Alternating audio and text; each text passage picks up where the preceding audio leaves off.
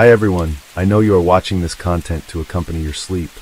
So before we start, I want to know where you are watching from and what time you are watching. Also, don't forget to like, comment, and subscribe. Let's jump straight into the story. Story 1. In March 2004, a tragic event unfolded in Sidoarjo, East Java, Indonesia, that would leave an indelible mark on the community. The incident involved a construction laborer named Ilyas, who committed a heinous act against the family of a police officer.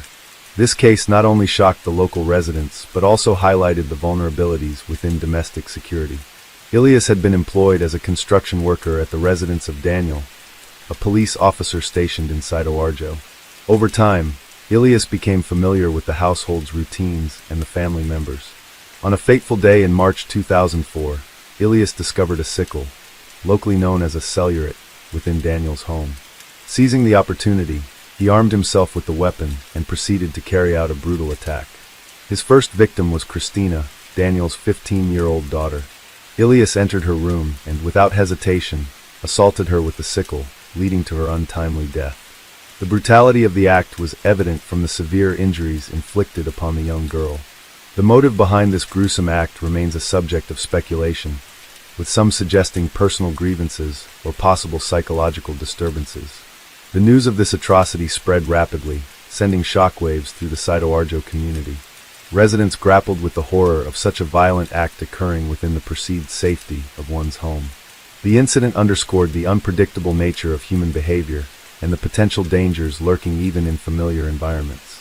In the aftermath, law enforcement agencies intensified their efforts to apprehend Ilyas, who had fled the scene following the crime.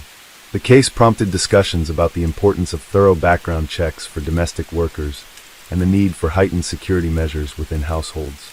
It also served as a grim reminder of the potential threats posed by individuals in positions of trust. This tragic event from March 2004 remains etched in the collective memory of Sidoarjo's residents, serving as a cautionary tale about the unforeseen dangers that can arise within the confines of one's home. The discovery of Christina's body sent waves of horror through the neighborhood. It was Daniel himself who found his daughter lying lifeless on the floor of her room, blood pooling beneath her small frame. The air was thick with the metallic scent of blood, and the walls bore silent witness to the sheer brutality of the crime. A father, sworn to protect and serve, was now forced to face the incomprehensible reality that his own home had been breached, his family torn apart by an act of unimaginable violence. His screams shattered the silence of the early evening, drawing neighbors out of their homes, their faces a mixture of curiosity and concern. But as the gravity of the situation became apparent, their expressions turned to horror. Some stood frozen, unable to process the sight before them. Others turned away, hands covering their mouths as they whispered prayers under their breath. The neighborhood, once a quiet and peaceful place, had become the scene of a nightmare. The police arrived within minutes. Officers who had once worked alongside Daniel now had the painful duty of securing the crime scene, their usual professionalism struggling against the weight of personal grief. Crime scene investigators moved quickly, photographing every detail, collecting samples, and searching for any evidence that might lead them to the murderer. They noted the forced entry into Christina's room, the disturbed state of her belongings, and most significantly, the absence of the sickle used in the attack. The weapon, it seemed, had been taken by the killer.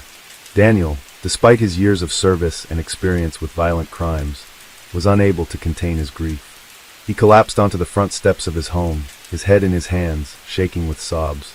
His colleagues gave him space, understanding that in that moment, he was not a police officer but a grieving father. The sound of his anguish echoed in the night, a painful reminder of the fragility of human life. Investigators immediately turned their attention to Ilyas, the missing laborer.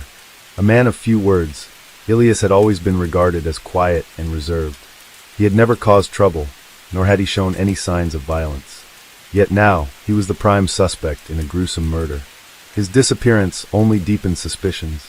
The police wasted no time issuing a nationwide alert, knowing that every second counted. Word of the murder spread like wildfire, reaching local news stations and even making headlines in national newspapers. The brutality of the crime, coupled with the involvement of a police officer's family, made it a case that gripped the entire country. People were afraid. If a man could enter a police officer's home and commit such an atrocity, was anyone truly safe? Investigators began reconstructing the events leading up to the murder. Witnesses were interviewed, neighbors questioned. One resident, an elderly woman who lived next door, recalled seeing Ilias loitering near the house earlier that day. He had been staring at the windows, she said, his face unreadable. Another witness, a shopkeeper down the street, reported that Ilias had purchased a large amount of food and supplies 2 days prior. It was as if he had been preparing for something. The biggest breakthrough came when officers traced Ilias's last known movements. A local bus driver recognized his photograph, stating that Ilias had boarded a bus heading toward a remote village several miles away. Armed with this lead, police mobilized, hoping to capture the fugitive before he disappeared completely. The manhunt was officially underway. The search for Ilias consumed the days and nights that followed. Officers scoured the streets, combed through villages, and interrogated anyone who might have seen the fugitive. Every roadblock, every checkpoint, and every transport hub was monitored closely. The city of Sidoarjo, once known for its peaceful routines, now pulsed with an air of tension.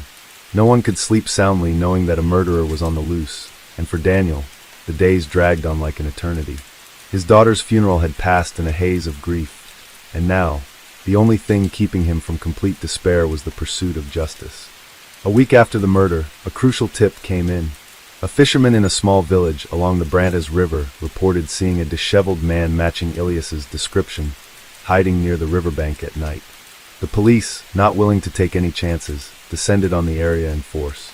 Officers spread out, combing through thick vegetation and checking abandoned huts.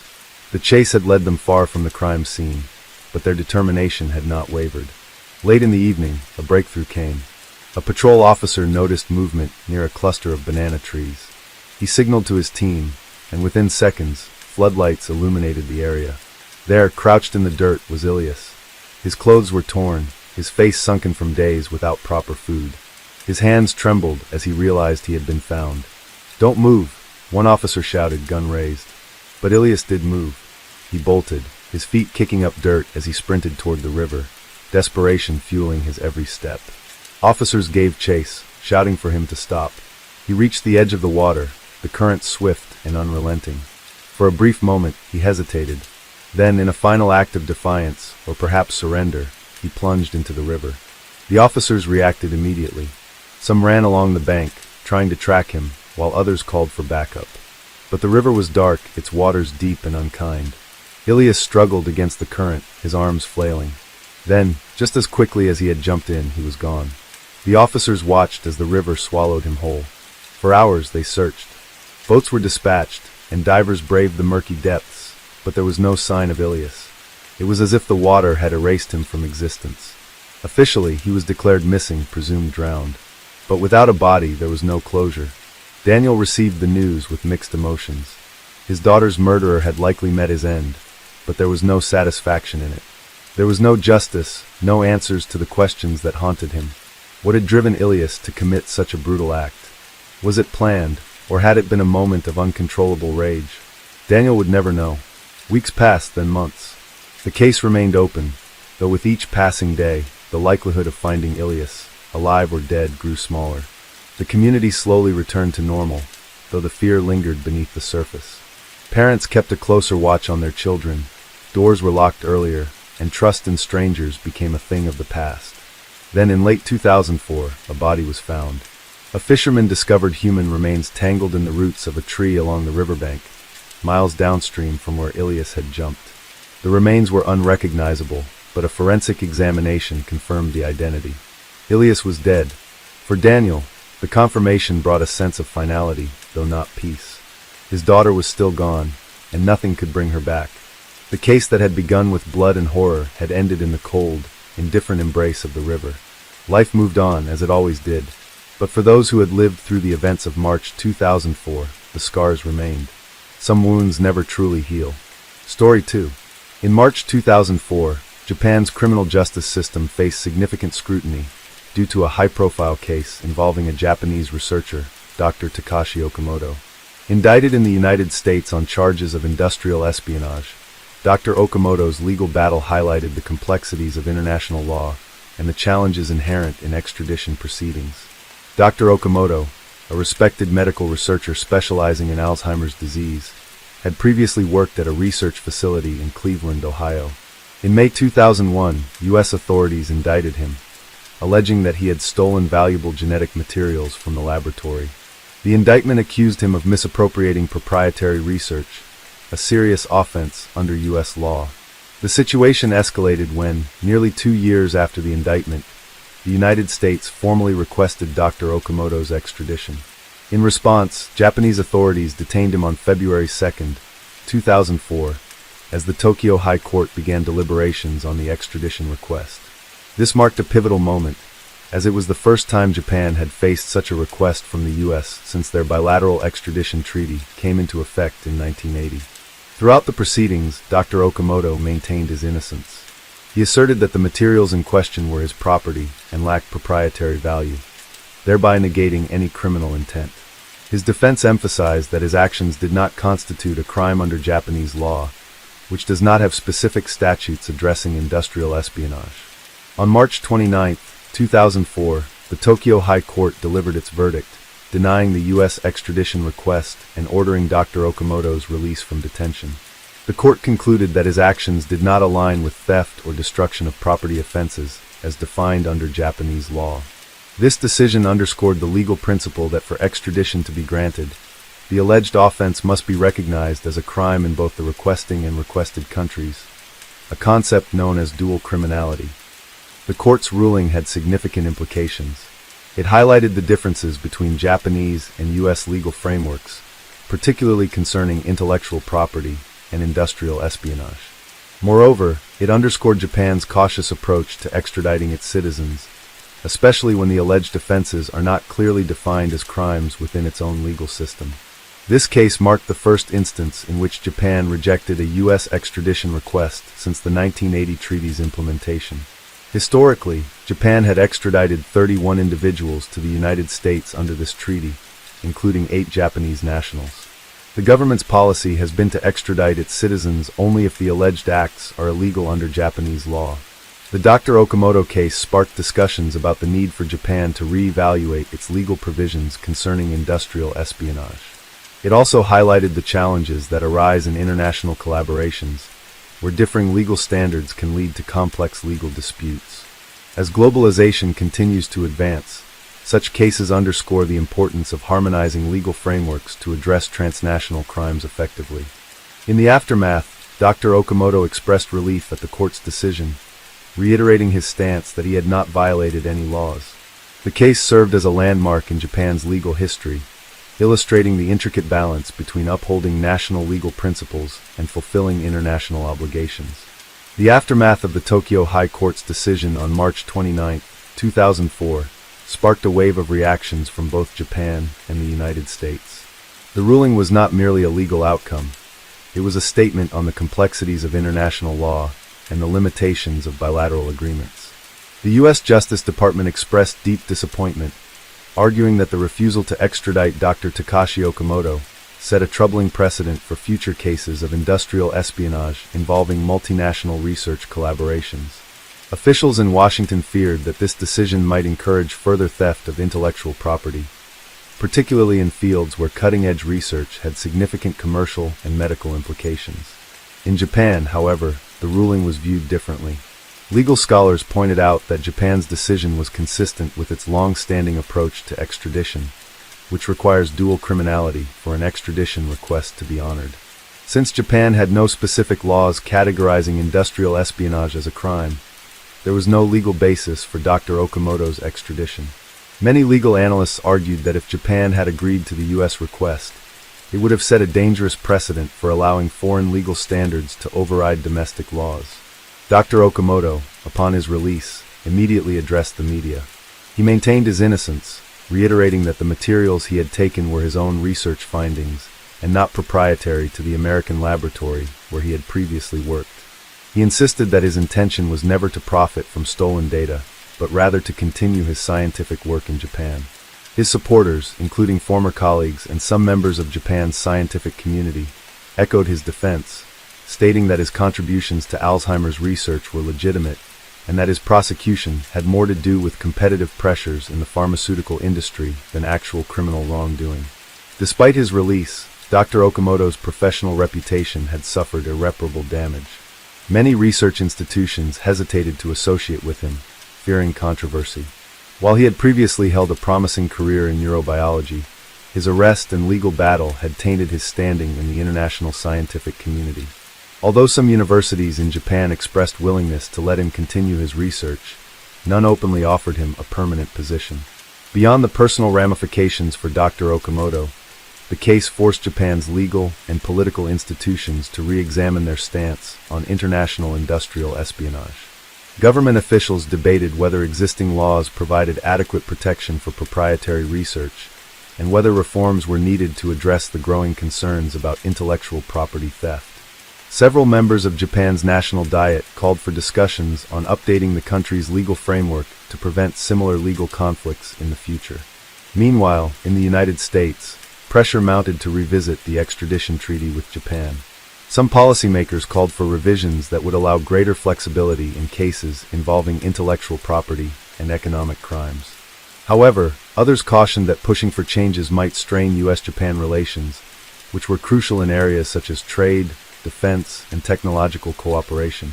The refusal to extradite Dr. Okamoto was not the first time legal differences between the two nations had caused friction, and American officials were well aware that any attempt to renegotiate the treaty would require delicate diplomatic maneuvering.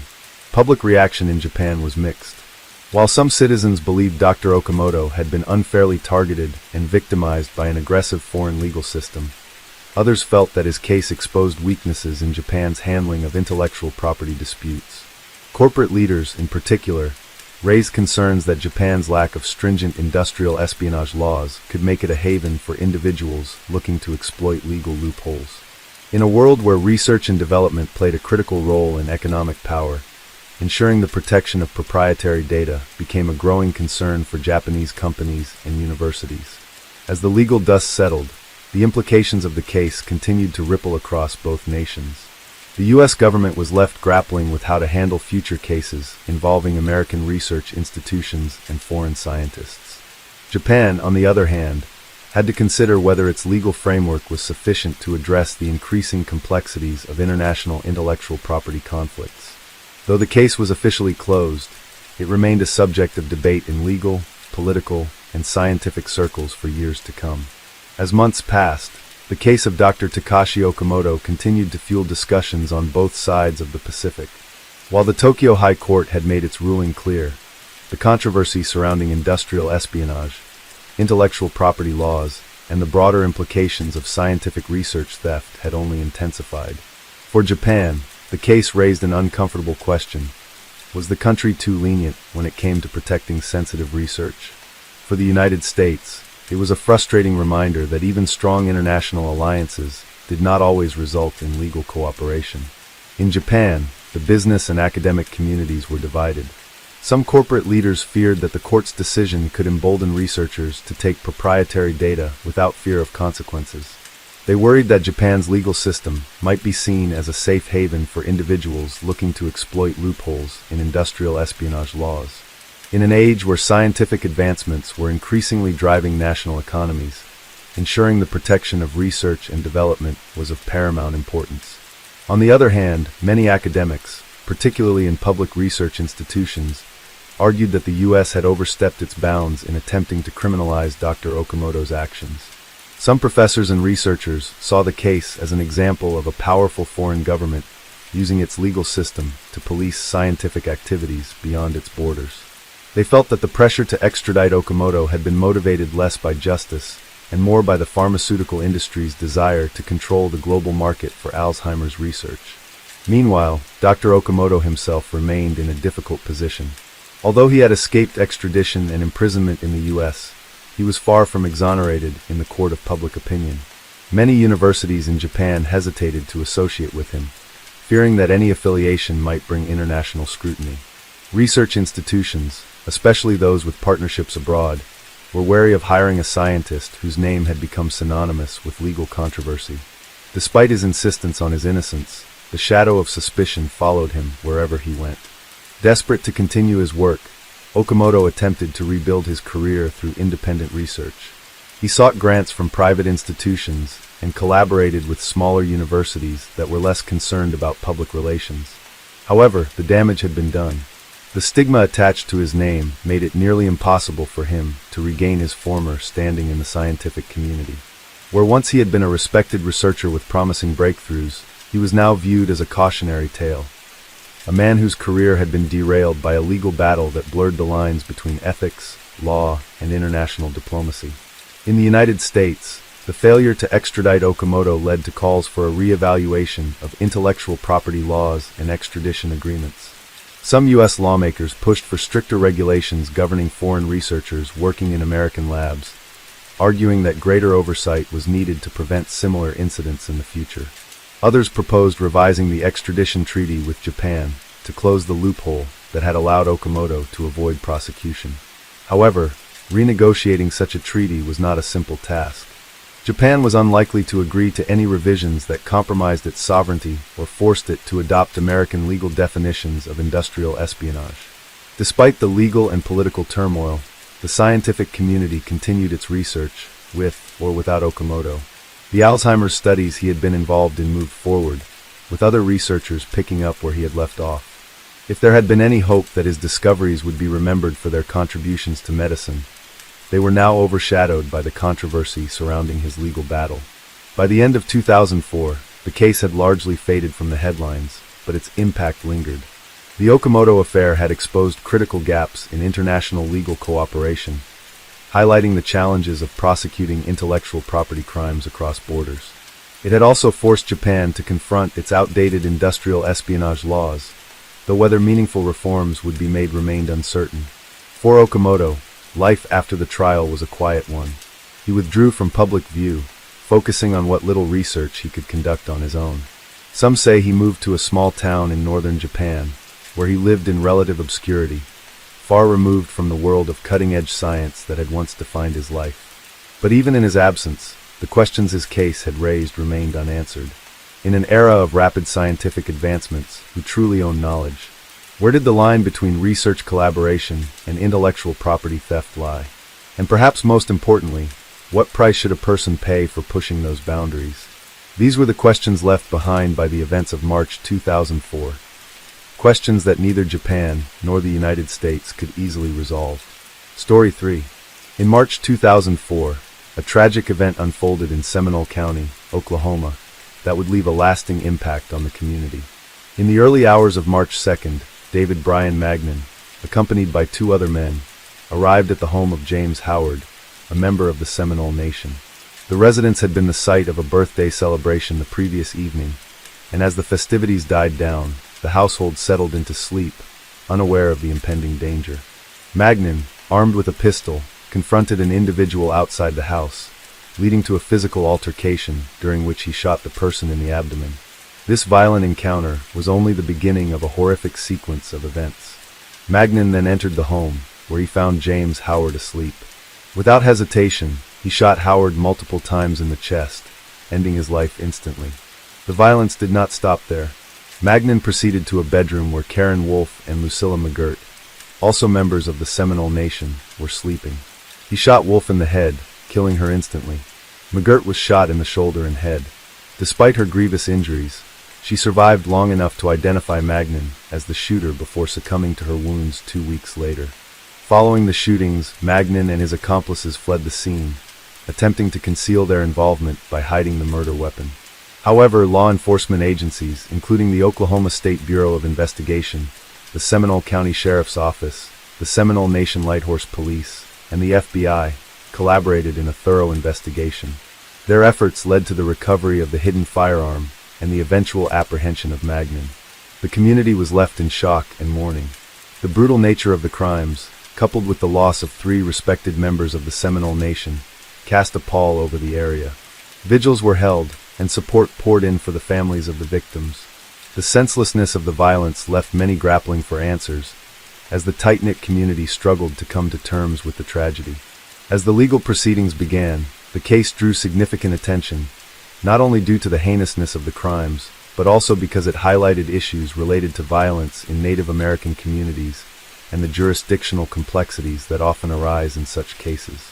The collaboration between federal and local agencies underscored the importance of cooperative efforts in the pursuit of justice. The trial of David Bryan Magnin was set to become a focal point for discussions on criminal justice, community healing, and the systemic challenges faced by indigenous populations in the United States.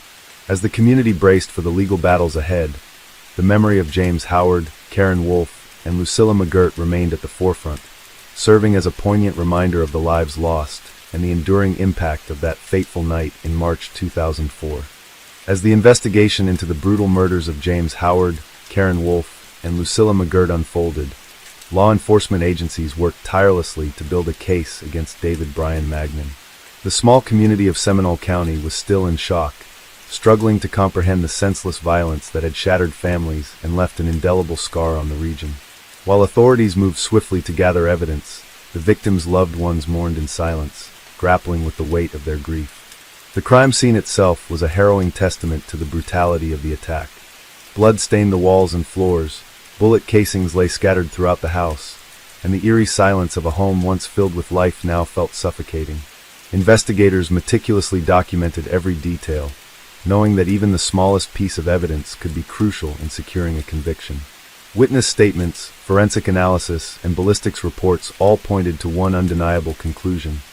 Magnin had deliberately executed his victims with calculated intent. One of the key pieces of evidence came from the dying declaration of Lucilla McGirt. Despite suffering from multiple gunshot wounds, she had managed to hold on to life long enough to name Magnin as the shooter. Her testimony, given in her final moments, carried significant legal weight, as statements made by a victim on their deathbed are often considered irrefutable in a court of law. Investigators recorded her words carefully, ensuring that her voice would be heard even after her passing. In addition to McGirt's statement, law enforcement recovered the murder weapon, which had been hidden in a wooded area several miles from the crime scene. The gun, a .40 caliber pistol, matched the ballistics of the bullets retrieved from the victims' bodies. Further forensic testing revealed Magnin's fingerprints on the firearm, eliminating any doubt about his involvement. Magnin, meanwhile, showed no remorse for his actions. Following his arrest, he was uncooperative with authorities, refusing to provide any explanation for his crimes. His accomplices, who had initially aided in his escape, quickly turned on him in exchange for reduced sentences. Under police questioning, they described the night of the murders in chilling detail, painting a picture of a man fueled by rage and a sense of vengeance. Court documents later revealed that Magnin had a history of violent behavior. He had been in and out of jail for various offenses, including assault and drug-related charges.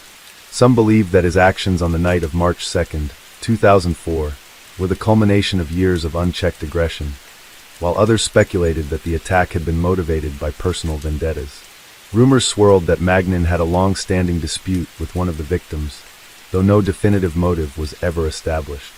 The prosecution built its case with meticulous precision, knowing that the weight of justice rested on their ability to secure a conviction. Given the severity of the crime, prosecutors pursued the death penalty, arguing that Magnin's cold-blooded actions warranted the harshest possible punishment. The defense, on the other hand, attempted to paint Magnin as a man with a troubled past, seeking to shift some of the blame onto his upbringing and history of substance abuse. As the trial date approached, tensions in the community continued to rise. Many residents of Seminole County saw the case as a crucial test of the justice system's ability to hold violent offenders accountable. Families of the victims attended every hearing, their faces marked with grief and determination. They wanted to ensure that their loved ones did not die in vain, and that the man responsible would face the full consequences of his actions. In the months leading up to the trial, legal experts debated the complexities of the case.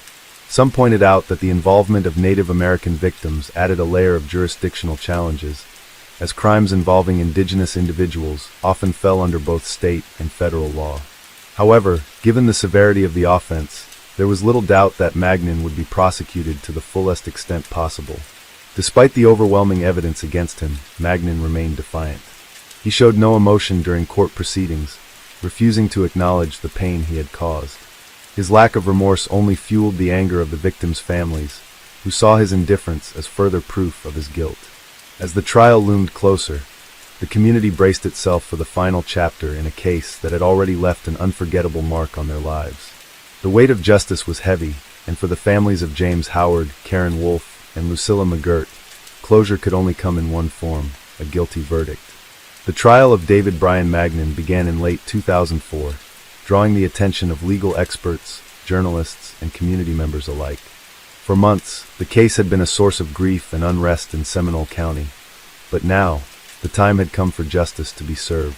The courtroom was packed on the first day of the trial, with the families of the victims seated in the front rows, their eyes fixed on the man who had torn their lives apart.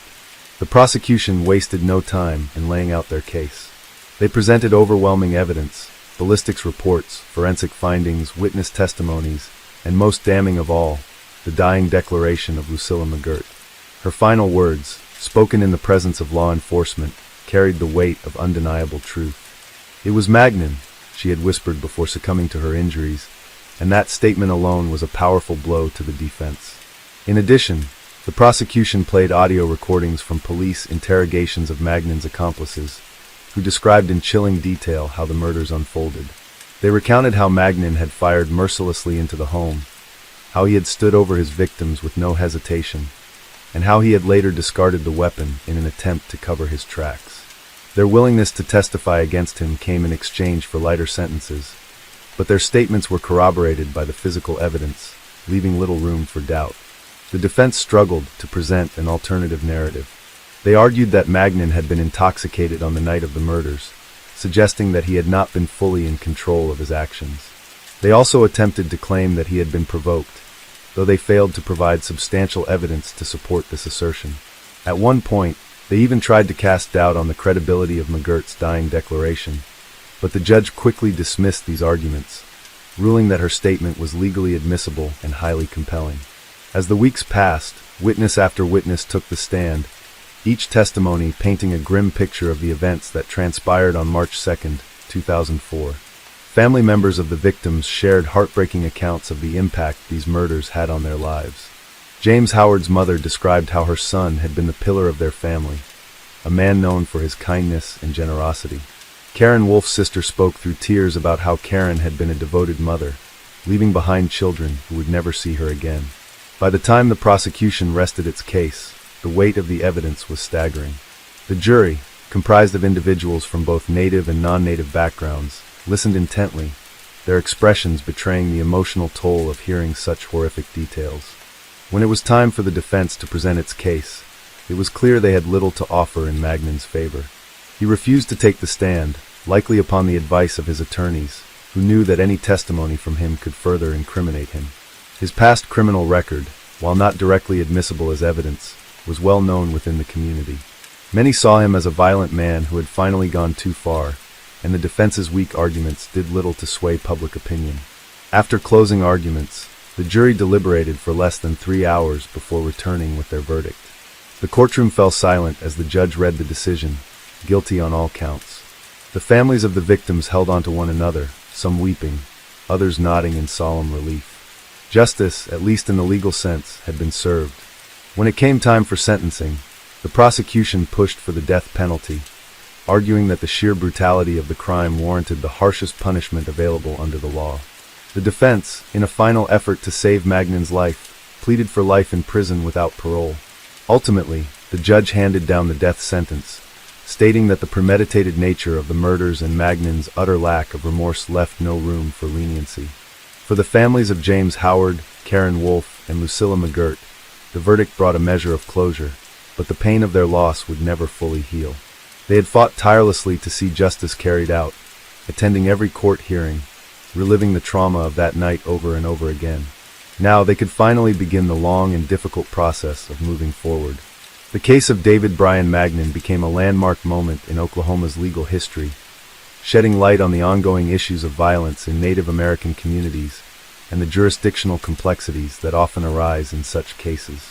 It also reinforced the importance of interagency cooperation, as the combined efforts of the Oklahoma State Bureau of Investigation, the Seminole County Sheriff's Office, the Seminole Nation Lighthorse Police, and the FBI had been instrumental in bringing Magnan to justice. Years later, the case continued to be referenced in discussions about violent crime and the challenges of prosecuting cases that involve both state and federal jurisdictions. While Magnan remained on death row, awaiting his final fate, the families of his victims carried on with their lives, forever changed by the events of that tragic night in March 2004. Though time moved forward, the memories of James Howard, Karen Wolfe, and Lucilla McGirt lived on. Their names were spoken in prayers, their faces remembered in photographs, their stories passed down to ensure they would never be forgotten. In the end, the justice system had done its part, but no verdict or sentence could ever undo the irreversible pain caused by one man's senseless act of violence. Story 4. In April 2004, a significant legal battle unfolded in the United States, centering on the case of an Amish man named Daniel Zier. This case brought to light the complex interplay between religious freedom and federal regulations, challenging the boundaries of constitutional rights in the context of national security. Daniel Zier, a Canadian citizen and member of an Old Order Amish community, adhered strictly to his faith's prohibition against graven images, interpreting it as a ban on being photographed. In June 2001, Zier entered the United States and married Ruth Ann, settling in Licking Township, Clarion County, Pennsylvania. The couple established a life deeply rooted in Amish traditions, eschewing modern conveniences and maintaining a lifestyle centered around their religious beliefs. In December 2003, Zier traveled to Canada to visit his ailing father. Upon attempting to return to the United States in January 2004, he was stopped at the border. Border officials informed Zier that he had self-deported and could not re-enter the country without proper identification, specifically a photo ID. Zier's religious convictions prevented him from complying with this requirement, leading to a legal impasse. The crux of the issue lay in the federal regulations mandating photographic identification for individuals seeking legal residence in the United States. The Department of Homeland Security emphasized the necessity of photographs for conducting thorough background checks, asserting that such measures were crucial for national security.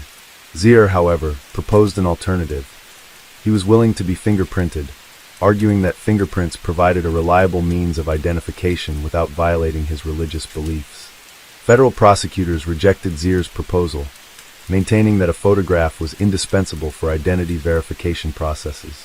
In response, Zier filed a lawsuit, contending that the photo requirement infringed upon his First Amendment right to religious freedom. This legal action was particularly noteworthy, given the Amish community's general aversion to litigation and confrontation. Zier's decision to pursue legal recourse underscored the profound significance of the issue at hand. The case garnered national attention, sparking debates about the balance between religious liberties and governmental regulations. Legal scholars and civil rights advocates weighed in, discussing the potential implications of the case for religious minorities and the extent to which the government could impose requirements that conflict with individual beliefs. As of April 2004, the case was pending, with both sides preparing to present their arguments in court. The outcome had the potential to set a precedent for how religious freedoms are accommodated within the framework of federal regulations, particularly in matters related to identification and national security. Daniel Zier's legal battle highlighted the ongoing tension between individual rights and collective security, a theme that resonates deeply within the American legal and cultural landscape. The case served as a poignant reminder of the challenges inherent in upholding constitutional freedoms while ensuring the safety and integrity of the nation's borders. As the case of Daniel Zier continued to unfold, the stakes grew higher, not just for him, but for the broader Amish community and other religious groups who adhered to similar beliefs. The issue at hand was more than just a matter of one man's refusal to be photographed. It was a legal battle that posed serious questions about the nature of religious freedom, its limitations, and the power of the federal government to enforce national security measures. At the heart of the case was the First Amendment, which guarantees religious freedom, and the 14th Amendment, which ensures equal protection under the law. Zier's legal team argued that forcing him to provide a photo ID violated these constitutional rights.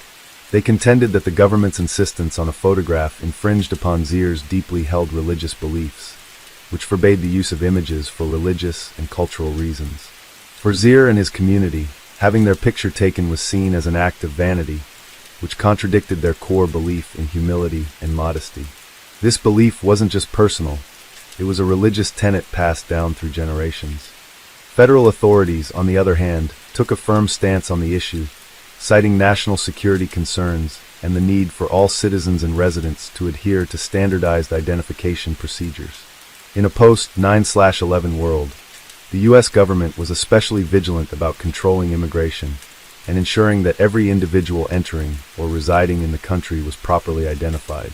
Border officials and representatives from the Department of Homeland Security made it clear that the photo requirement was not arbitrary, but rather an essential element of a secure immigration system. They argued that photographs were necessary for the thorough background checks required to ensure the safety of the American public. Without this, they contended, it would be impossible to conduct accurate biometric screenings or confirm an individual's identity when they entered or exited the country. Zier's case quickly became a legal and political flashpoint. Legal analysts and civil liberties groups weighed in, drawing attention to the intersection of religious rights and public safety. While the U.S. government had a compelling interest in safeguarding the nation, it was also bound by constitutional limits when it came to infringing on the rights of its citizens, including religious freedoms. The Amish, one of the most well-known religious groups in America, had long been afforded certain accommodations due to their pacifist beliefs and rejection of modern technology. This case would test the boundaries of those accommodations. Public reaction was divided. Many Americans were sympathetic to Zier's religious convictions, seeing his refusal to be photographed as an expression of deep faith and commitment to his beliefs. They argued that the government could easily accommodate him through alternative forms of identification, such as fingerprinting, which Zier had already offered. For them, the case wasn't just about a single man. It represented a broader issue of how America could uphold its values of religious liberty and tolerance in an increasingly security-conscious world. On the other hand, some critics believed that Zier's refusal was an unreasonable challenge to a lawful system that was designed to protect the country. In their view, the photo requirement was a necessary safeguard that allowed the government to track individuals who entered the country and to ensure that proper vetting was done. They argued that the safety of the country should take precedence over individual religious beliefs, especially when it came to issues like immigration and national security. Some saw Zier's stance as a form of religious exemption that undermined the security of the nation as a whole. As Zier's legal team prepared for trial, they knew they were facing an uphill battle. They had to not only convince the judge and jury that their client's religious rights had been violated, but also address the pressing concerns about national security. It was a delicate balancing act, one that required not only legal arguments but a deep understanding of religious freedoms and how they could coexist with the practical realities of living in a modern, security-conscious society. The Amish community, which had generally avoided involvement in the public sphere and kept to itself, found itself thrust into the spotlight. Local Amish leaders expressed concern that the case would set a precedent that could affect other members of their faith who might one day face similar legal challenges. The larger Amish population, while largely silent during the legal proceedings, was quietly observing, concerned about how this case would impact their way of life. For them, the case represented more than just a legal question. It was about preserving the integrity of their religious practices in the face of growing pressure from the outside world. Meanwhile, Daniel Zier's personal life was in turmoil. As a man caught between two worlds, one defined by his deep faith and the other by the demands of modern society, he felt increasingly isolated. He missed his wife Ruth Ann, who had remained in Pennsylvania while he dealt with the legal battle.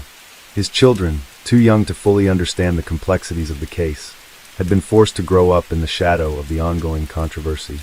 Zier's quiet resolve to adhere to his religious convictions, despite the personal and familial cost, only underscored the depth of his commitment to his faith. Despite the mounting pressure, Zier remained steadfast in his refusal to comply with the government's demands.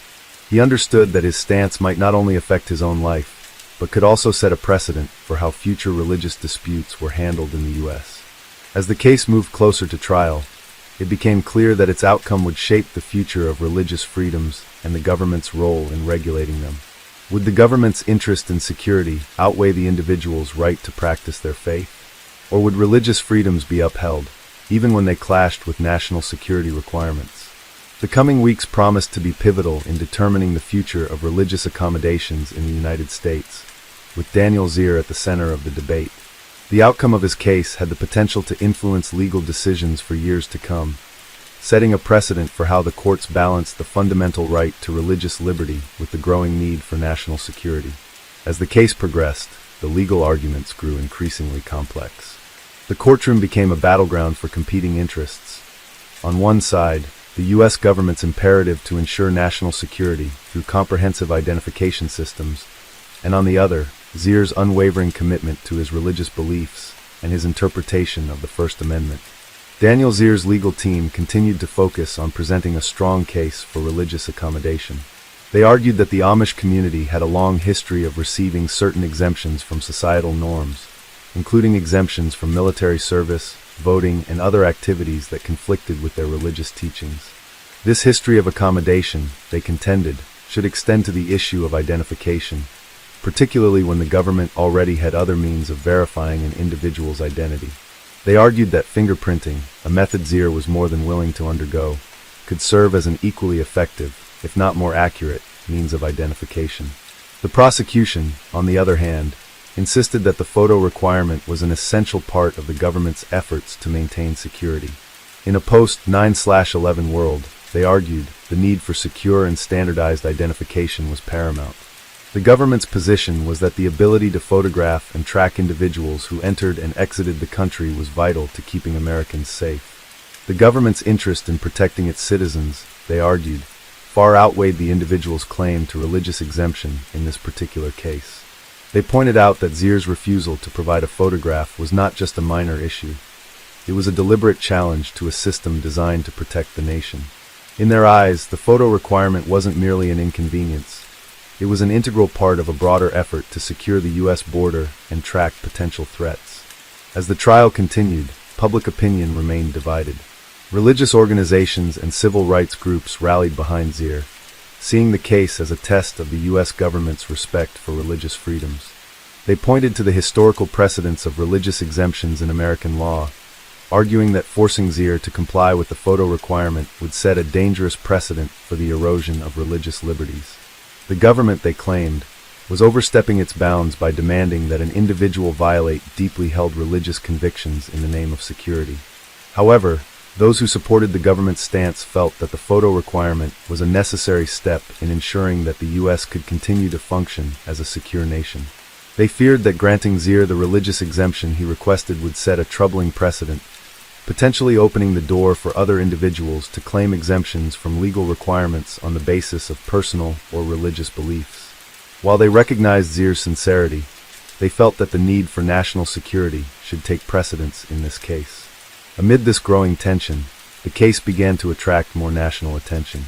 Legal scholars debated its implications, and the media followed the developments closely, covering every detail of the trial. For many, it was more than just a legal case. It was a discussion about the very nature of American identity, the boundaries of religious freedom, and how those boundaries should be drawn in the face of modern challenges. Finally, after weeks of hearings and deliberations, the case reached its final stages. The judge presiding over the case, who had spent considerable time reviewing both the legal arguments and the broader societal context, was faced with the difficult task of determining how to balance the competing interests at play. The issue of religious accommodation had been argued in various courts before, but this case was different. It was a case where religious beliefs directly collided with national security concerns. The judge would have to consider not only the constitutional protections afforded to Zier, but also the potential consequences for national security if religious exemptions were granted.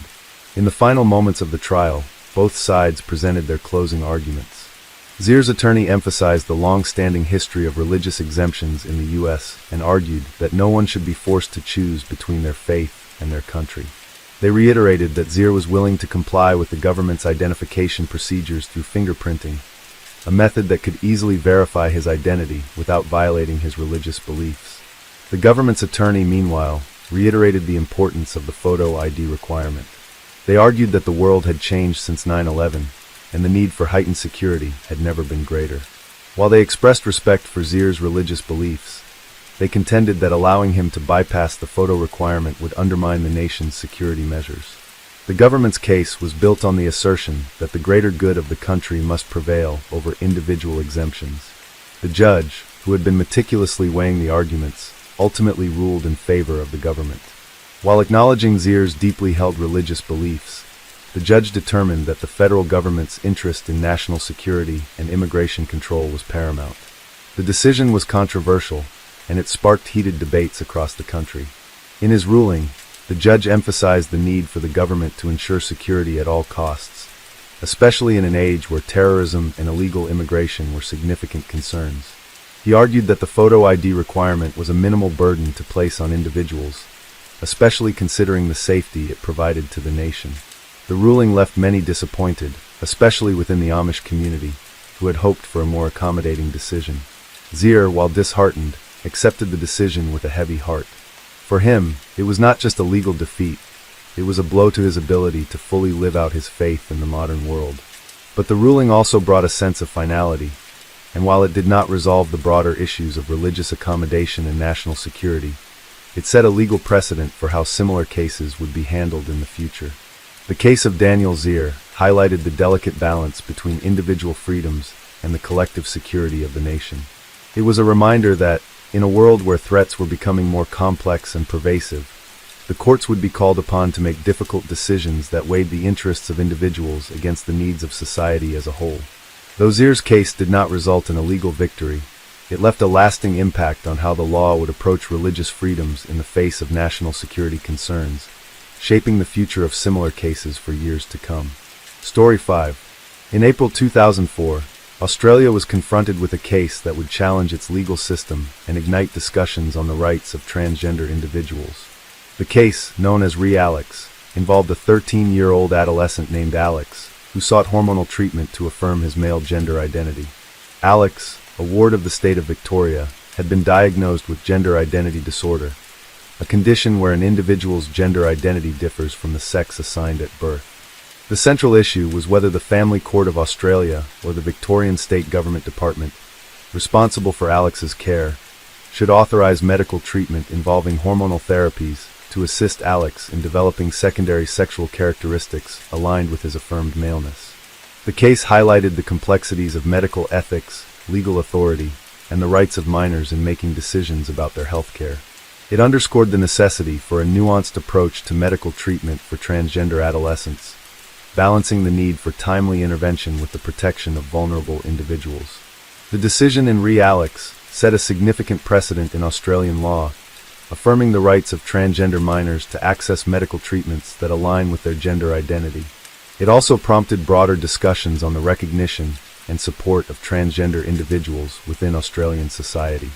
This case remains a pivotal moment in the ongoing dialogue about transgender rights and healthcare in Australia, reflecting the nation's evolving understanding and acceptance of gender diversity. The complexities surrounding the case of Alex were numerous, touching on issues of medical ethics, legal precedents, and the rights of minors. Alex, born female, had identified as male for several years prior to seeking treatment. His decision to pursue hormone therapy was not taken lightly. It came after careful consideration with his family and medical professionals. However, Alex's status as a ward of the state, under the care of the Victorian Department of Human Services, meant that the legal framework for decision-making on his behalf was particularly complicated. At the heart of the case was a fundamental question: should a child, particularly one as young as Alex, have the right to make such a significant and life-altering decision? The answer to this question involved balancing a number of interests, including Alex's autonomy over his own body, the medical community's understanding of gender dysphoria, and the state's duty to protect vulnerable minors. For Alex, this decision was not just about the medical treatments he sought, but about living an authentic life. His desire to transition and receive hormone therapy was supported by a medical team of experts in gender identity and adolescent care, who affirmed that early intervention was crucial to reducing the risks of severe psychological distress and the potential for gender dysphoria to intensify with age. They argued that by preventing the onset of puberty or delaying the development of female secondary sexual characteristics, Alex would have the opportunity to fully explore his gender identity in a safe and supportive environment, without the added burden of body changes that would create even more confusion and discomfort. Yet, the family court's involvement raised questions of whether a court, rather than the individual or their family, should make the final decision about such treatments. The Family Court of Australia was tasked with determining if Alex's medical care fell within the scope of the state's protection over his welfare, as he was a minor under its care.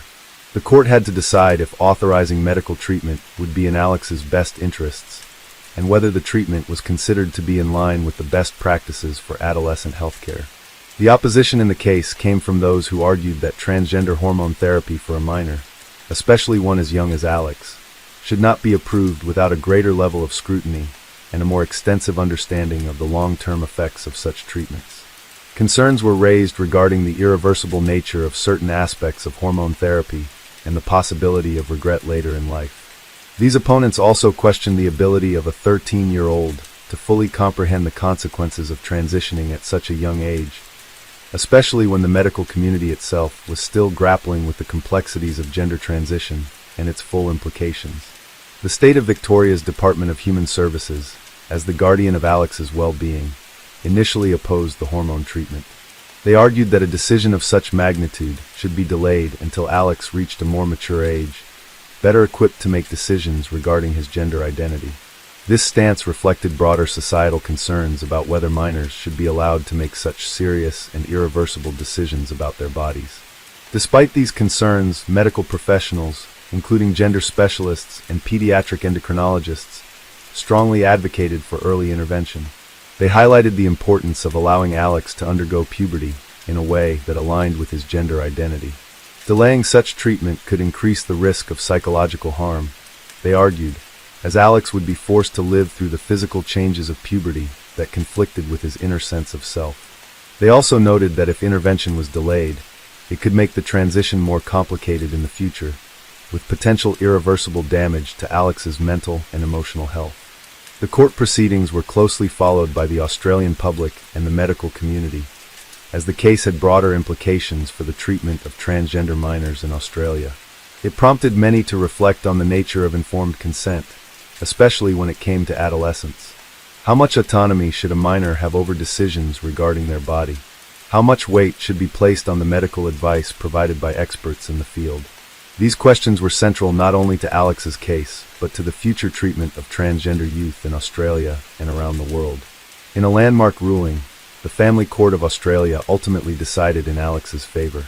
The court acknowledged the critical role that early intervention could play in supporting transgender youth and affirmed that Alex's desire to transition was not only valid, but deserving of legal and medical recognition.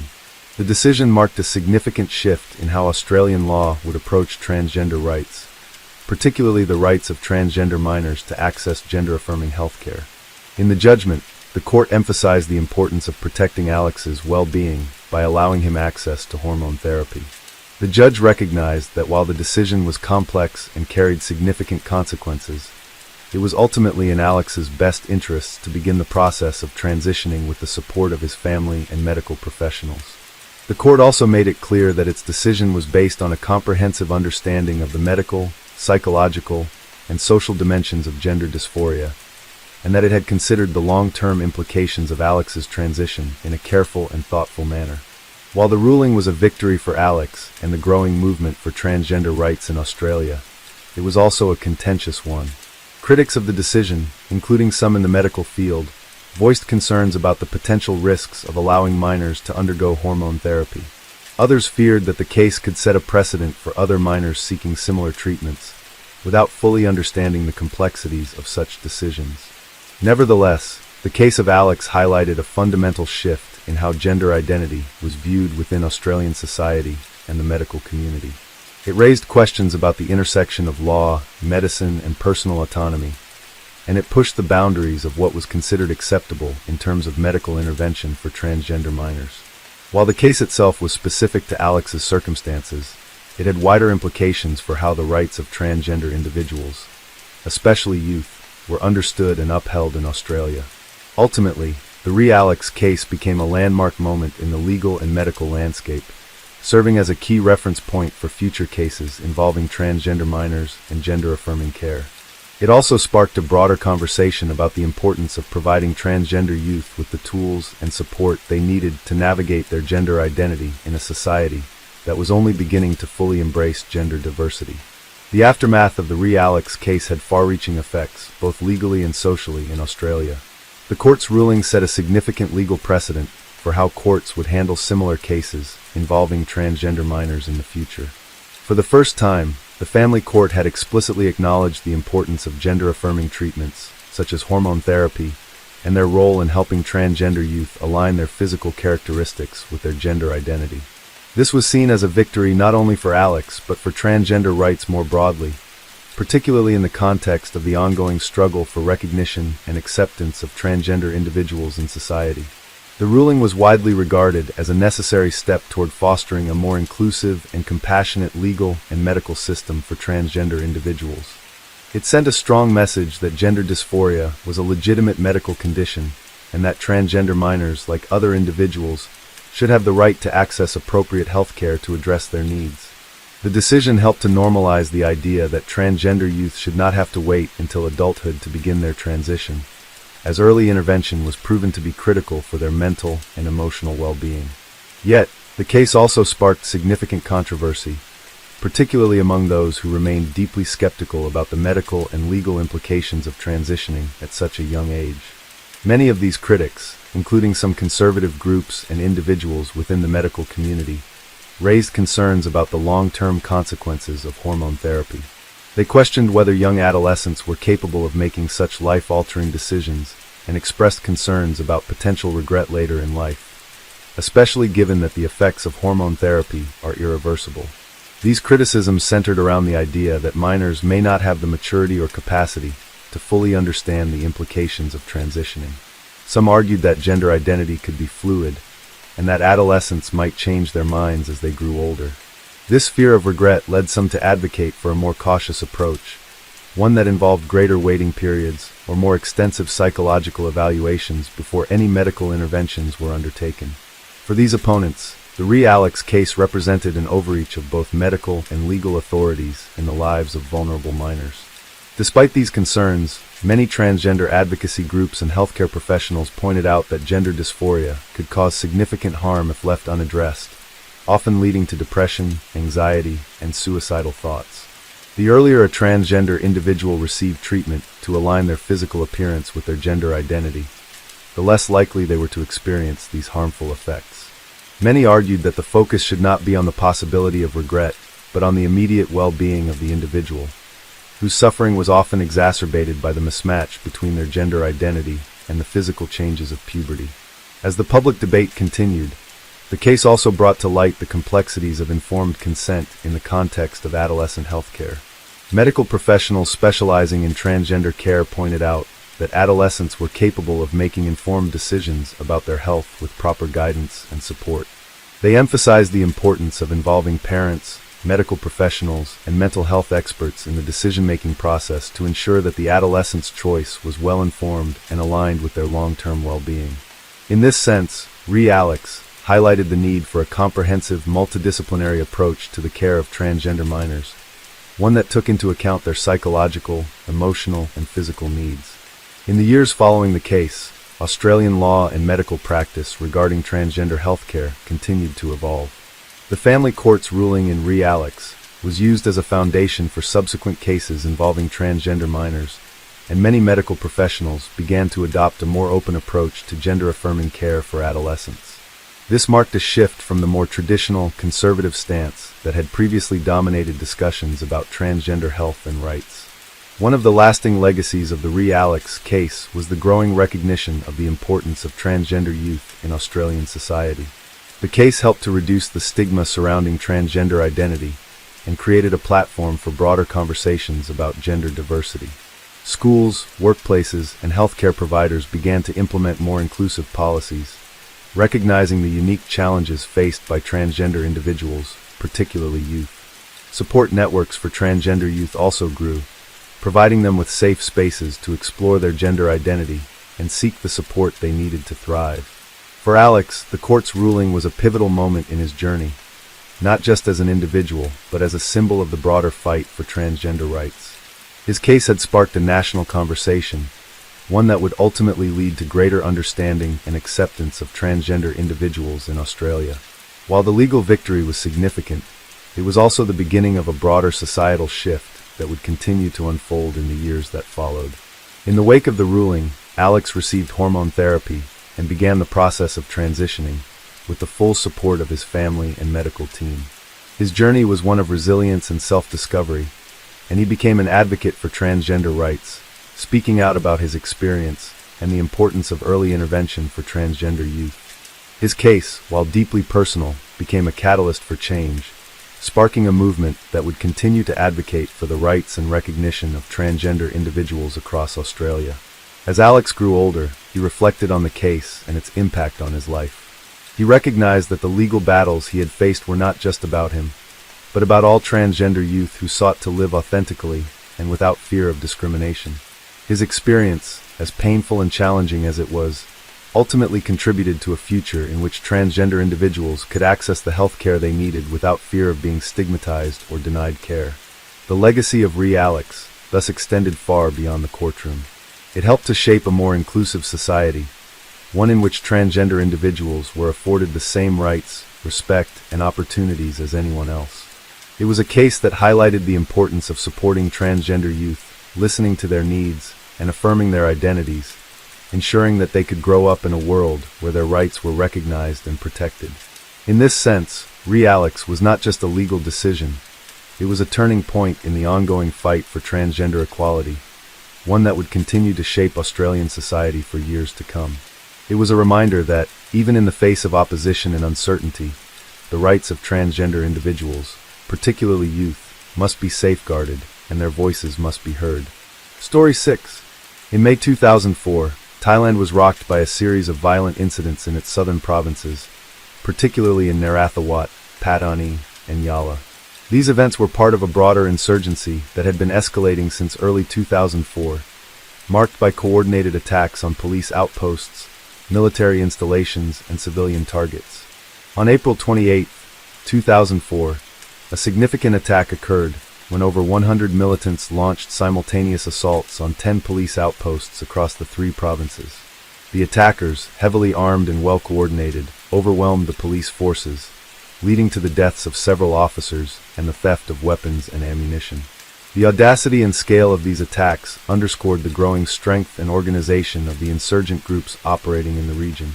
Following these attacks, a group of militants sought refuge in the 16th century Kru Se Mosque in Pattani. The mosque, a revered site for Muslims in the region, became the focal point of a tense standoff between the insurgents and Thai security forces. Negotiations failed, and after a 7-hour siege, the Thai military launched an assault on the mosque. All 32 militants inside were killed, and the mosque suffered significant damage. The incident drew international criticism, with many questioning the necessity and proportionality of the military's response, especially given the mosque's cultural and religious significance. In the aftermath of the Kru Se Mosque incident, the Thai government declared a state of emergency in the southern provinces, granting security forces sweeping powers to combat the insurgency. This included the authority to detain suspects without charge and conduct searches without warrants. While intended to restore order, these measures led to allegations of human rights abuses, including arbitrary arrests, torture, and extrajudicial killings. The insurgency in southern Thailand is rooted in a complex mix of historical, political, and religious factors. The region has a significant Muslim Malay population that has long felt marginalized by the central Thai government, which is predominantly Buddhist. Decades of perceived neglect and discrimination have fueled separatist sentiments and calls for greater autonomy.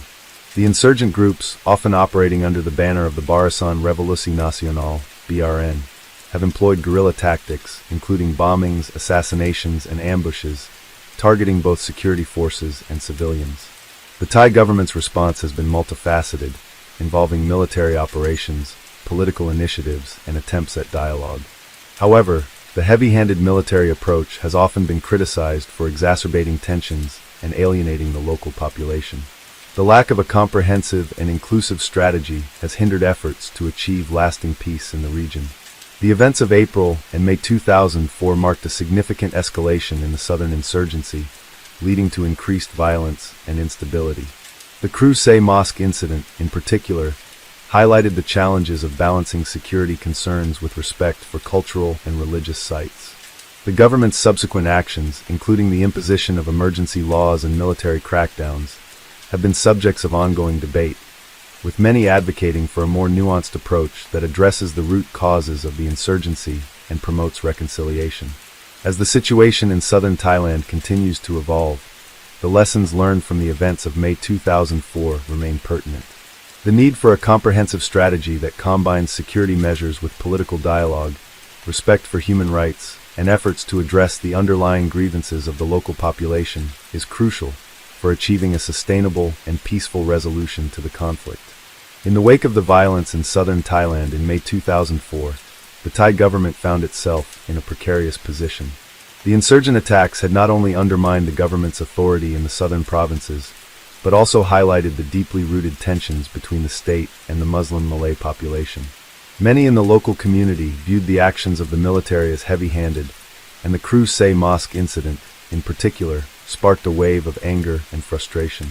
The military's decision to storm the mosque, resulting in the deaths of militants and the destruction of the sacred site, became a symbol of the government's disregard for religious and cultural sensitivities. Critics argued that the government's approach, focused primarily on military operations and crackdowns, failed to address the root causes of the insurgency. The government's emphasis on a strong military response, combined with the declaration of a state of emergency in the region, alienated many moderate Muslims who felt caught between the insurgents and the state. The military's broad powers, granted under the state of emergency, included the ability to arrest individuals without charge, conduct warrantless searches, and detain suspects indefinitely. This led to reports of human rights abuses, including arbitrary arrests, torture, and extrajudicial killings. While these measures were intended to suppress the insurgency, they only fueled further resentment among the local population. The conflict in southern Thailand, particularly the violent incidents of April and May 2004, was not a new development. The insurgency had been simmering for decades, dating back to the 1940s, when the Thai government began asserting greater control over the Muslim-majority southern provinces. The history of the region is marked by a series of uprisings, protests, and violent clashes as local communities resisted perceived state-imposed policies that marginalized their culture, religion, and identity. Despite occasional efforts to address grievances through dialogue, the insurgency had only gained momentum in the early 2000s, with new, more radical groups emerging to challenge the government. For the insurgent groups, the attacks in May 2004 were seen as part of a larger struggle for autonomy and self-determination. They viewed the Thai state as an oppressive force, seeking to impose its authority over a region that had long been culturally and religiously distinct. The militants, many of whom were affiliated with the Barisan Revolusi Nasional (BRN), a separatist movement that had been active since the 1960s, believed that violence was the only way to achieve their objectives. The insurgents had begun employing more sophisticated tactics, including bombings, assassinations, and ambushes, targeting both military and civilian targets. Their goal was not only to disrupt the Thai state's control over the region, but also to send a message to the international community about the severity of the conflict. The Thai government, in turn, found itself caught in a difficult position. It was clear that the violence in the southern provinces was not simply a matter of isolated criminal activity, but a full-fledged insurgency, with deep political, social, and historical roots. However, the government struggled to balance its efforts to quell the insurgency with the need to maintain relationships with the local Muslim population. The indiscriminate use of force and the perceived lack of concern for local sensitivities only deepened the divide between the state and the people of the southern provinces. It became apparent that military force alone could not bring an end to the violence and instability in the region. In the aftermath of the violence, the government began to explore alternatives to its military-focused approach. There were calls from both domestic and international sources for a more comprehensive strategy that included political dialogue, economic development, and efforts to address the grievances of the local Muslim population. Many argued that the key to resolving the conflict lay in addressing the historical injustices faced by the people of the southern provinces, particularly the lack of political representation, economic opportunities, and cultural recognition. Without these fundamental changes, the cycle of violence would likely continue. International organizations, including human rights groups and United Nations agencies, also weighed in on the situation in southern Thailand. They called for an immediate end to human rights violations and for the government to engage in a genuine peace process with the insurgents. The Crusade Mosque incident, in particular, drew widespread condemnation from the international community, with many questioning whether the use of force was justified in such a sensitive context. The loss of life, including the deaths of civilians, raised difficult questions about the rules of engagement and the ethics of military intervention in conflict zones. Despite the calls for peace and dialogue, the violence in the South continued to escalate throughout the remainder of 2004 and beyond. In the months following the attacks in May, there were further incidents of bombings, targeted killings, and ambushes, many of which involved civilian casualties. The insurgents, emboldened by their success in mobilizing local support and gaining international attention, maintained their campaign of violence. Meanwhile, the Thai government, under increasing pressure from both domestic and international sources, struggled to find a solution that would restore peace and stability to the region. The conflict in southern Thailand remains unresolved to this day, and the events of May 2004 stand as a grim reminder of the complexities and challenges of managing insurgencies rooted in historical and political grievances. The lessons learned from this period, particularly the need for a comprehensive and inclusive approach to peace building, continue to inform discussions on how to address the deep divisions within Thai society and bring an end to the violence in the South. The events of May 2004 in southern Thailand were just the beginning of a prolonged period of unrest that would continue to plague the region for years to come. The Thai government's response to the insurgency remained focused on military solutions, yet it became increasingly clear that this approach was insufficient to address the deep-rooted issues that fueled the violence. The insurgency was not merely a series of isolated acts of terrorism. It was a manifestation of long-standing grievances within the Muslim-majority southern provinces. One of the most significant challenges faced by the Thai government in its efforts to quell the insurgency was the complex relationship between the local Muslim population and the state. For decades, the government had struggled to integrate the southern provinces into the broader Thai state framework. The region's distinct cultural and religious identity, along with its historical ties to Malaysia, made it difficult for the government to maintain control. As a result, the local population often felt marginalized and disconnected from the central government, leading to widespread resentment and, in many cases, support for the insurgents' cause. The insurgents capitalized on these feelings of alienation, framing their struggle as one of resistance against an oppressive state that had long ignored the needs of the southern provinces. They sought to create a separatist movement that would establish an independent or autonomous region for the Muslim Malays of southern Thailand. The insurgent groups, including the Barisan Revolusi Nasional, BRN, employed a variety of tactics to achieve this goal, including bombings, assassinations, and ambushes. Their methods, while effective in causing disruption, also led to significant loss of life among both military personnel and civilians. As the violence escalated, the government continued to insist that military action was necessary to restore order. However, the heavy-handed tactics employed by the Thai military often alienated the very population they sought to protect.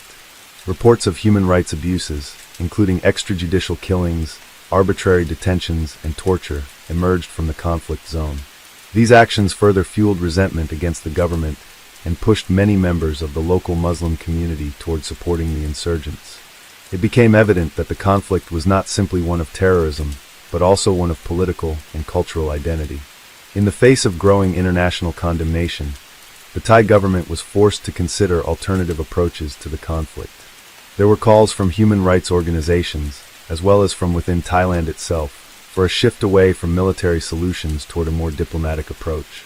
Many argued that a lasting resolution to the conflict would require not only the cessation of violence, but also the recognition of the political, economic, and cultural rights of the people in the southern provinces. One key issue that needed to be addressed was the historical neglect of the region. The southern provinces had long been underdeveloped compared to the rest of Thailand, with poor infrastructure, limited access to education and healthcare, and a lack of economic opportunities. Many people in the south felt that their region had been ignored by the central government in Bangkok, which had focused its resources on more prosperous areas. This sense of neglect, combined with the government's inability to address the region's distinct cultural and religious identity, created a fertile ground for insurgent movements to gain support. Another significant factor in the insurgency was the issue of religious identity. The majority of Thailand's population is Buddhist, while the southern provinces are predominantly Muslim. The government's attempts to impose a uniform national identity on a region with a different cultural and religious heritage exacerbated tensions. Many in the south felt that their Muslim identity was under threat from the state's policies, which were perceived as favoring Buddhism and ignoring the needs of the Muslim population. This sense of cultural and religious marginalization fueled the insurgents' narrative and played a crucial role in garnering local support for their cause. In response to these grievances, some members of the Thai government began to call for a shift in policy. They argued that a more inclusive approach, one that recognized the unique identity of the southern provinces, was necessary to resolve the conflict.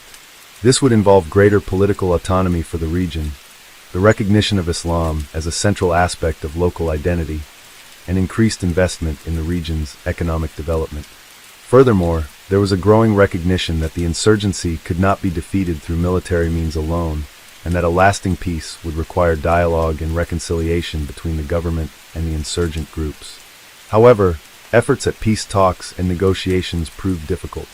The insurgents, fractured into various factions, had no clear leadership or unified agenda, making it difficult for the government to engage in meaningful dialogue.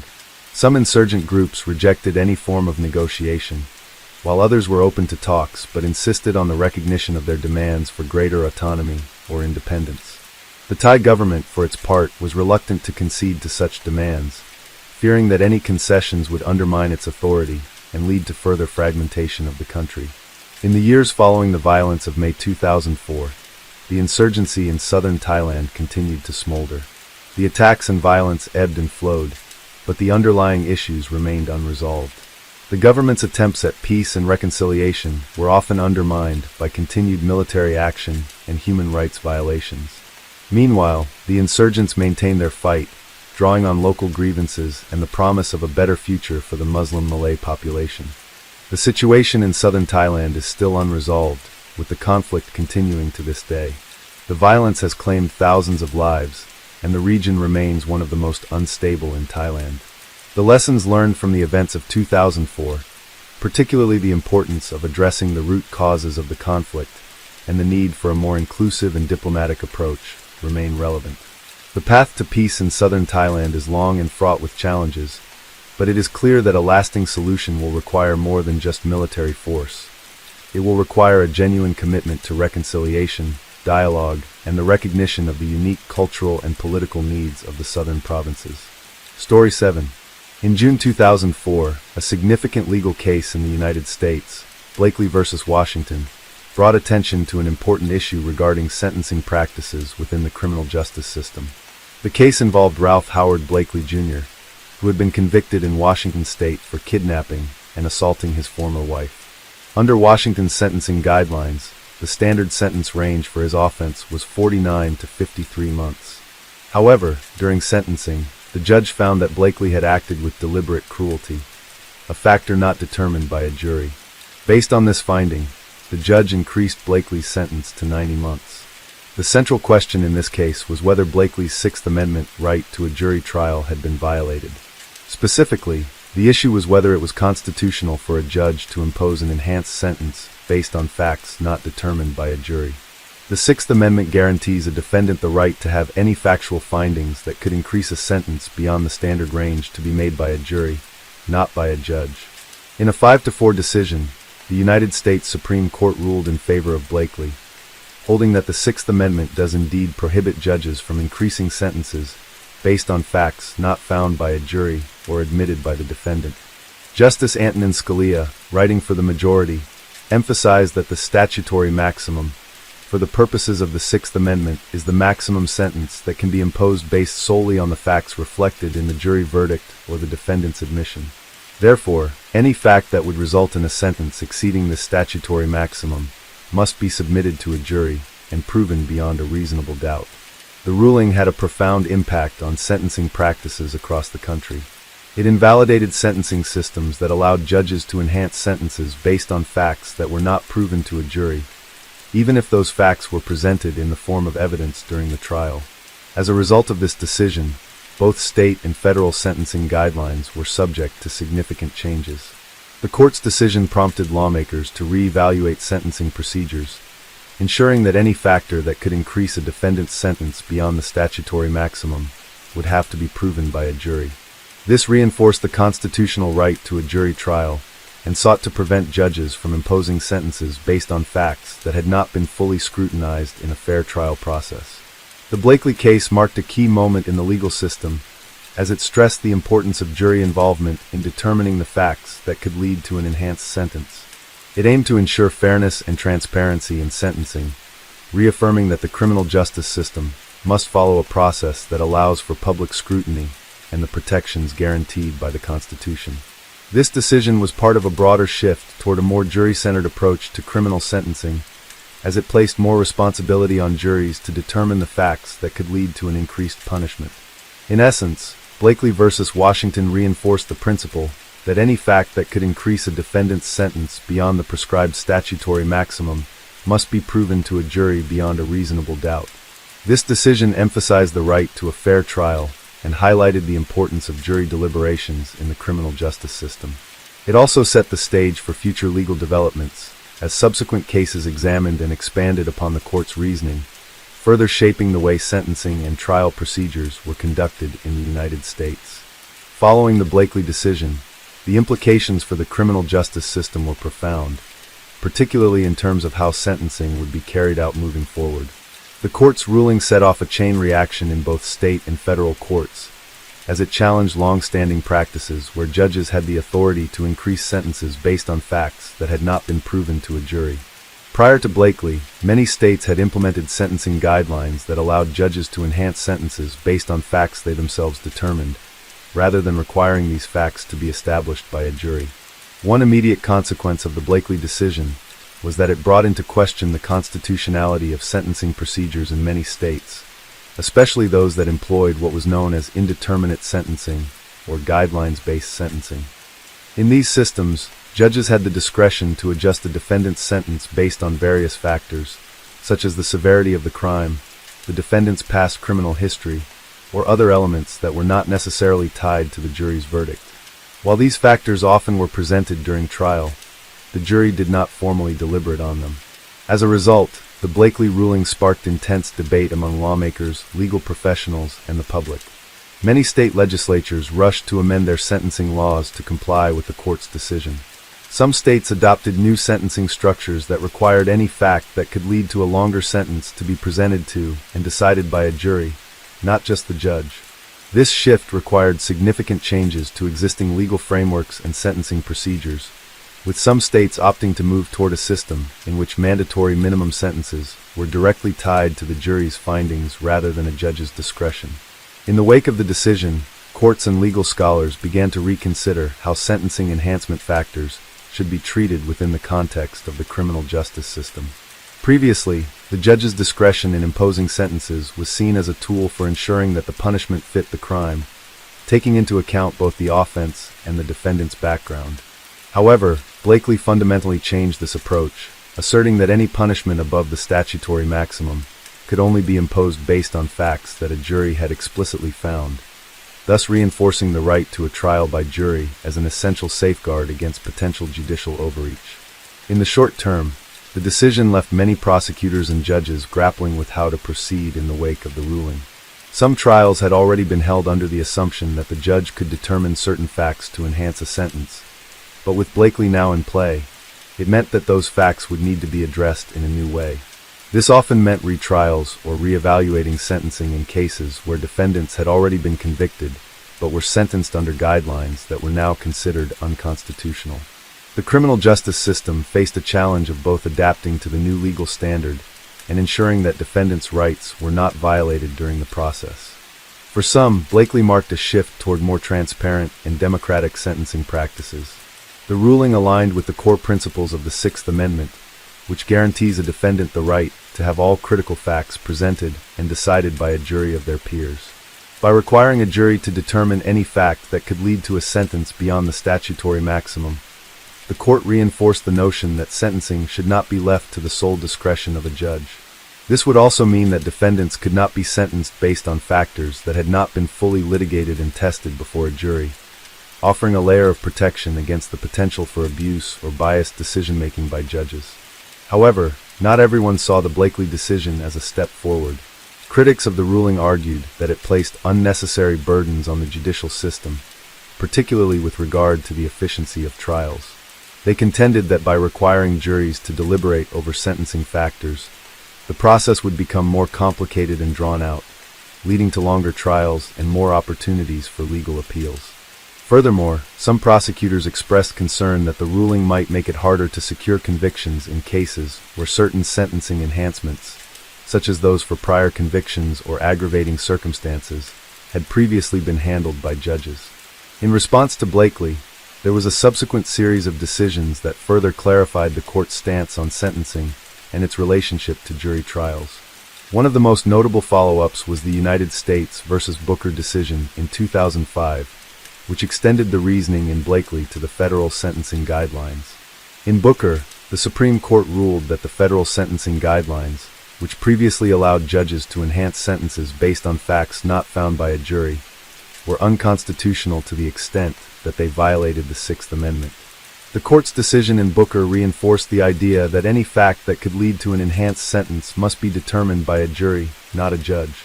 Despite the clarity provided by Blakely and subsequent cases, the path forward for sentencing reform remained complicated. While many legal experts welcomed the court's emphasis on the jury's role in determining sentencing factors, there were still concerns about how the justice system could balance the need for individualized sentencing with the protections guaranteed by the Sixth Amendment. The reform process was not without its challenges, as it required lawmakers to navigate the complexities of sentencing law, while also ensuring that justice was served in a fair and consistent manner.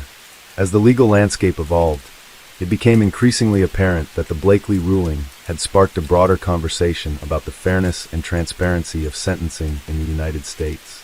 While the decision was seen as a victory for defendants' rights, it also highlighted the tension between judicial discretion and the constitutional right to a jury trial.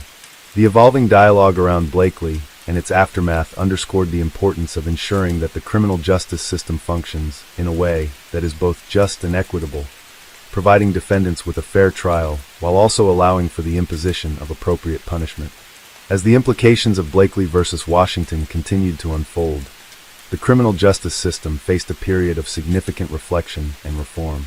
Legal scholars, practitioners, and policymakers alike grappled with the broader questions raised by the decision. What does it mean for a criminal justice system to be fair? How can the constitutional right to a jury trial be balanced with the need for effective sentencing practices? The decisions following Blakely would shape the future of sentencing law for years to come, continuing to push the conversation about the intersection of individual rights and state power. One of the most profound aspects of the Blakely ruling was its emphasis on the jury's role not just in determining guilt, but in determining the severity of the punishment. Prior to the decision, many believed that sentencing, as long as it remained within the boundaries set by law, was a matter best left to judicial discretion. Judges, after all, were considered the legal experts, trained to understand the nuances of a case, including the aggravating and mitigating factors that could influence sentencing. The Blakely decision, however, shifted that thinking, framing the issue as one of fundamental rights. If a sentence could be increased, it must be based on facts that a jury has determined beyond a reasonable doubt. This change had wide-reaching consequences for both the structure and function of the criminal justice system. For one, it marked a turning point in how sentencing could be approached. Blakely placed a much greater emphasis on transparency, as the facts that could lead to a more severe sentence would need to be publicly deliberated upon by a jury. This was seen by some as a victory for fairness, ensuring that the power to impose harsh sentences did not rest solely in the hands of a judge, but rather with the people, the jury, who were supposed to represent the community's sense of justice. The ruling also sparked a shift in how courts viewed plea bargaining and negotiated settlements in criminal cases. In many instances, defendants might plead guilty to lesser charges or agree to sentencing enhancements as part of a plea deal. Under Blakely, this practice became more complicated. If a defendant admitted to certain facts that could lead to an enhanced sentence, those facts would need to be presented to a jury and proven beyond a reasonable doubt. This could complicate the plea bargaining process, as defendants might hesitate to admit to facts that could lead to a longer sentence unless they were sure those facts could be proven in front of a jury. For prosecutors, Blakely created a shift in strategy. Sentencing became an area of greater concern, with prosecutors needing to think more carefully about how to structure their cases. In light of Blakely, many prosecutors began to focus more heavily on presenting facts that could lead to enhanced sentences, understanding that these facts would now need to be subjected to the scrutiny of a jury. While some viewed this as a natural evolution of the legal system, reinforcing the principle that a defendant's sentence should be determined by a group of their peers, others worried that it might slow down the judicial process, increasing the burden on already overtaxed court systems. At the state level, lawmakers were faced with a difficult question. How could they adjust their sentencing laws to align with Blakely without losing the ability to maintain control over sentencing decisions? In some states, legislators took the approach of revising their sentencing guidelines to ensure that any fact used to increase a sentence would need to be established by a jury. These revisions often required a delicate balance, ensuring that sentencing remained a tool for achieving justice without infringing upon defendants' constitutional rights. As a result, the criminal justice system underwent significant reforms, aimed at providing greater clarity in sentencing practices and a more transparent process. As states and federal courts began implementing new systems in response to Blakely, the ruling also had a ripple effect on the broader debate about the fairness of the criminal justice system. Blakely prompted lawmakers and reformers to reconsider the entire approach to sentencing in the U.S. For example, the ruling led to the reevaluation of mandatory minimum sentences, laws that dictated specific prison terms for certain crimes. Critics of mandatory minimums had long argued that they removed discretion from judges and led to disproportionately harsh sentences, particularly for nonviolent offenders. In light of Blakely, there was increased momentum for reforming or eliminating such mandatory minimums, as they often conflicted with the idea that sentencing should be based on facts proven to a jury. The Blakely decision also played a significant role in shaping future Supreme Court cases. In 2005, just a year after the ruling, the court issued its decision in United States v. Booker, which applied the reasoning in Blakely to the federal sentencing guidelines. In Booker, the court ruled that the federal guidelines, which allowed judges to enhance sentences based on facts not proven to a jury, were unconstitutional. This decision reaffirmed the principle that the right to a trial by jury extended beyond the determination of guilt, covering all elements of a defendant's punishment. The Booker decision not only reinforced the Blakely ruling, but also signaled a shift in how the criminal justice system viewed sentencing. However, while the Blakely and Booker decisions were seen by many as victories for defendants' rights, they also revealed deep divisions about the role of sentencing in achieving justice. The question of how much discretion judges should have in imposing sentences remained a point of contention. Proponents of judicial discretion argued that judges were best positioned to understand the complexities of individual cases and determine sentences that were appropriate to the specific circumstances. They cautioned that removing too much discretion could lead to overly rigid sentencing schemes that might not be capable of addressing the nuances of each case. Despite these concerns, the broader impact of Blakely was undeniable. The decision marked a significant shift in how the criminal justice system approached sentencing, emphasizing the need for greater fairness, transparency, and adherence to constitutional rights. It prompted a wave of reform, reshaping the way sentences were determined and ensuring that defendants' rights to a fair trial and protection from excessive punishment remained at the forefront of legal proceedings. The Blakely case, while initially met with resistance and uncertainty, became a cornerstone of sentencing reform, pushing the criminal justice system toward a more just and balanced future. Story 8. In 2004, one of the most notorious criminal cases in Australia involved the disappearance of an 18-year-old woman named Joanne Ratcliffe and her 11-year-old cousin, Kirst Gordon. The case became a significant part of Australian criminal history due to its disturbing nature and the long-lasting impact it had on the public. Joanne and Kirst vanished from the Adelaide Oval, a popular sporting venue in South Australia, during an Australian rules football match on August 25, 1973. They had been attending the match with their families, and while walking back to their seats, they mysteriously disappeared without a trace. At the time, their disappearance shocked the nation, as it was the kind of case that seemed to defy logic. The two girls were not seen leaving the grounds, and there were no witnesses who could account for what had happened. Despite extensive searches and investigations, no concrete evidence was found that could explain their disappearance. The case became an obsession for many, with the families of the two girls never giving up hope that they would one day be found. For years, theories and rumors swirled around the circumstances of their vanishing, but the case remained unsolved, leaving the families in a constant state of anguish. In 2004, after decades of investigation, a breakthrough came when new evidence was uncovered that would eventually lead to the identification of the perpetrators. The case had remained one of Australia's most haunting mysteries, but it would be in 2004 that the authorities began to piece together the events leading to the girl's disappearance. Detective Superintendent Des Bray, a veteran investigator, had been working on the case for several years and had a breakthrough in a key area. It was discovered that the man at the center of the investigation, who had been suspected for years, had been involved in another case of abduction, this time a more recent one. This suspect, a man named Derek Percy, had been convicted of the abduction and murder of a young child in the 1960s. He had been linked to a series of unsolved disappearances, and investigators believed that his involvement in the Ratcliffe and Gordon case was possible. Percy had been in the vicinity of the Adelaide Oval during the time of the girl's disappearance, and he had a history of committing crimes against young children. However, despite his past convictions and his known presence at the scene, there was no direct evidence linking him to the crime. The case became complicated as police began to examine Percy's history of violent behavior, including his association with other crimes involving children. His involvement in the 1960s case of the abduction and murder of a 12-year-old girl, which he had never been convicted of, raised alarm bells for investigators. Percy had served a sentence for his crime, but he had never shown any remorse for his actions.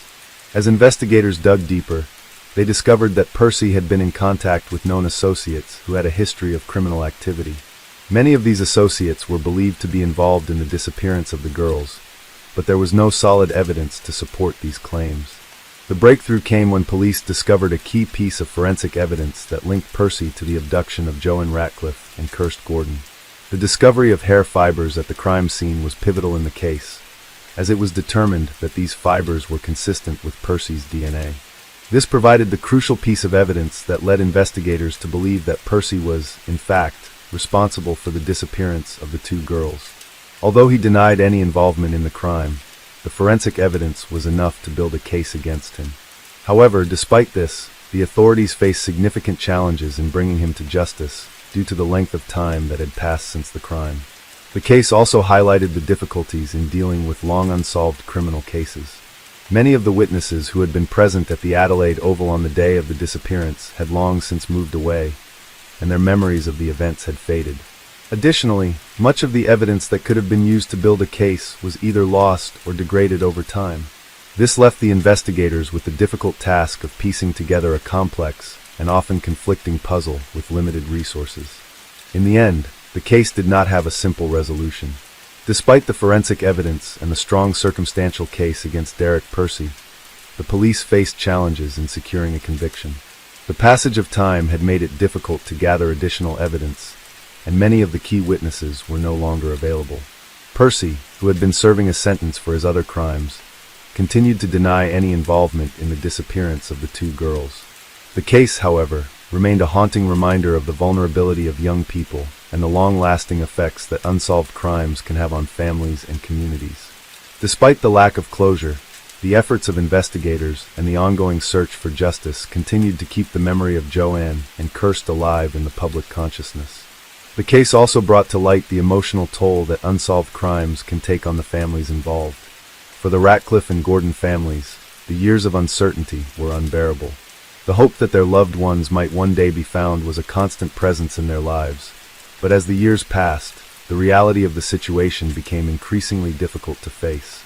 Despite the evidence that pointed to Percy's involvement, the families struggled to find closure, as the legal system could not provide the answers they so desperately sought. For them, the disappearance of Joanne and Kirst was a tragedy that would never be forgotten, no matter how much time passed. In the years that followed, the case continued to resonate in Australia. It remained one of the most high-profile unsolved cases in the country, and the disappearance of Joanne Ratcliffe and Kirst Gordon was a story that was shared in newspapers, on television, and in public discourse. The case was often cited as a reminder of the importance of vigilance and the need for continued efforts to solve cold cases.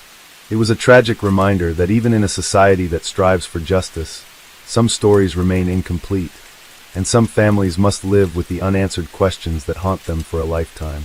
The year 2004 marked a turning point in the investigation, but it also underscored the limitations of the criminal justice system in cases that span decades.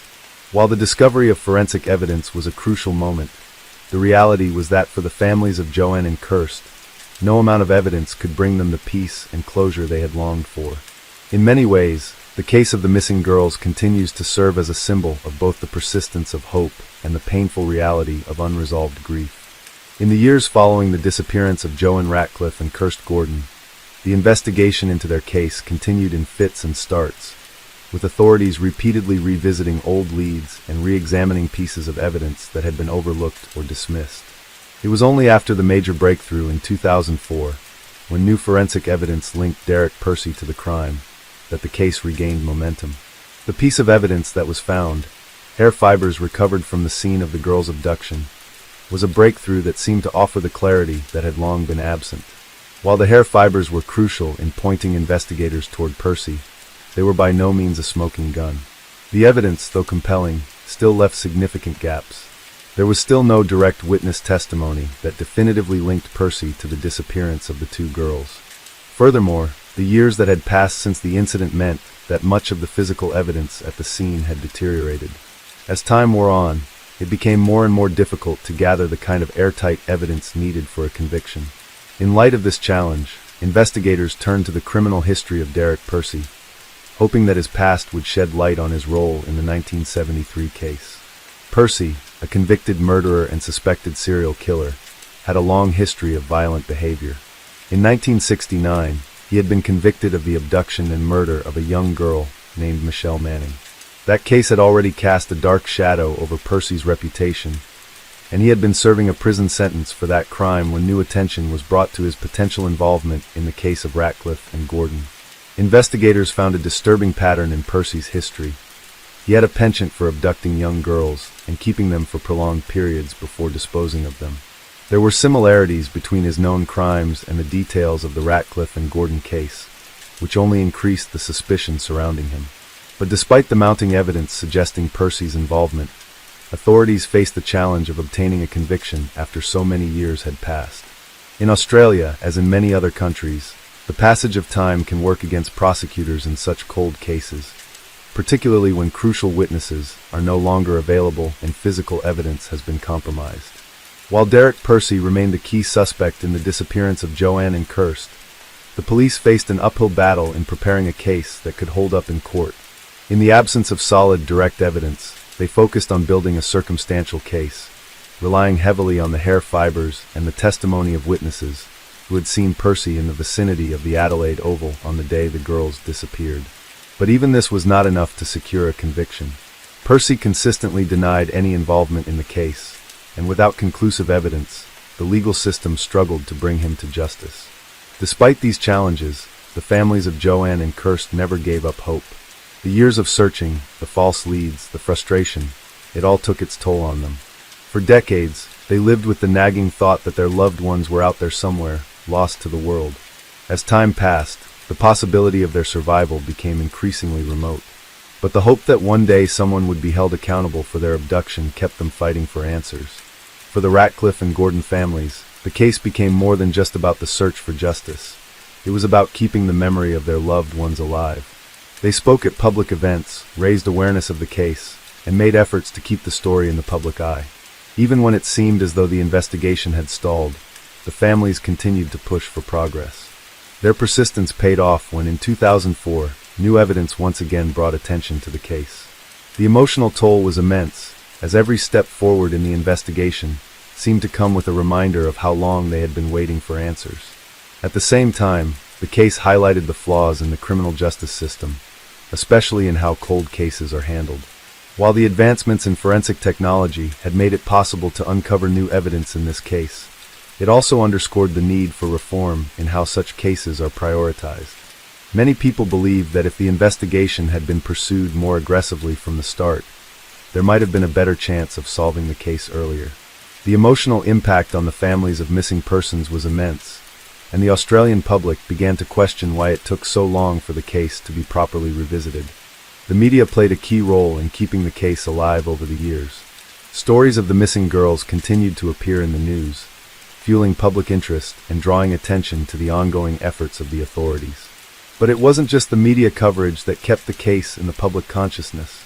It was the families, who refused to let their loved ones be forgotten, who kept the story alive. For the Ratcliffe and Gordon families, the effort to get answers was deeply personal, and their advocacy for justice resonated with the public, urging them to stay engaged in the search for the truth. The introduction of new forensic techniques in the early 2000s, such as DNA testing and more sophisticated methods of analyzing hair and fibers, proved invaluable in the case. The hair fibers that were discovered in 2004 provided a potential link to Percy, but they also raised questions about the reliability of the forensic techniques that were available at the time of the original investigation. As the case progressed, there was a growing realization that while modern technology could provide new insights, the evidence that could have secured a conviction decades earlier was often unavailable or inadmissible. Forensic investigators took great care to examine the case from every angle, combing through old files and re-interviewing witnesses who may have had information they didn't previously share.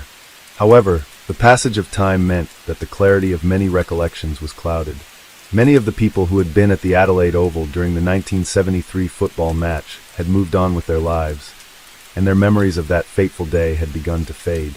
With each new piece of evidence uncovered, the investigation seemed to spiral deeper into complexity. Yet, despite all the challenges, the story of Joanne and Kirst was far from over. Their families, despite the overwhelming odds, never stopped searching for the truth, no matter how long it took. The impact of their loss continued to reverberate, and as the years passed, the hope that the case would one day be solved remained a driving force in their lives. The case of the missing girls from the Adelaide Oval, marked by the mystery of their abduction and the search for justice, remains an integral part of Australia's criminal history. Though it took decades for the investigation to gain traction, it was the tenacity of the families and the unrelenting efforts of investigators that kept the case alive. The determination to find the truth, even when all seemed lost, left an indelible mark on the community, a reminder of both the resilience of the human spirit and the enduring quest for justice. Despite all the evidence and attention surrounding Derek Percy, the case remained fraught with complications. Percy had always maintained his innocence in the disappearance of Joanne Ratcliffe and Kirst Gordon, and in the years since the case had resurfaced in 2004, he had become an even more elusive figure. The physical evidence that had been uncovered, the hair fibers, remained important, but as time went on, it became clear that these alone could not conclusively prove his involvement. There was still a gap in the chain of evidence that left doubts hanging in the air. In addition to the technical challenges of prosecuting a case with so little new direct evidence, there was a deeper problem that loomed over the investigation. The public's fascination with the case, which had only grown in the decades following the disappearance, had become part of its own complexity. Media reports, documentaries, and ongoing investigations brought with them a new level of scrutiny, but they also placed enormous pressure on the authorities to find answers. This was compounded by the public's emotional investment in the case.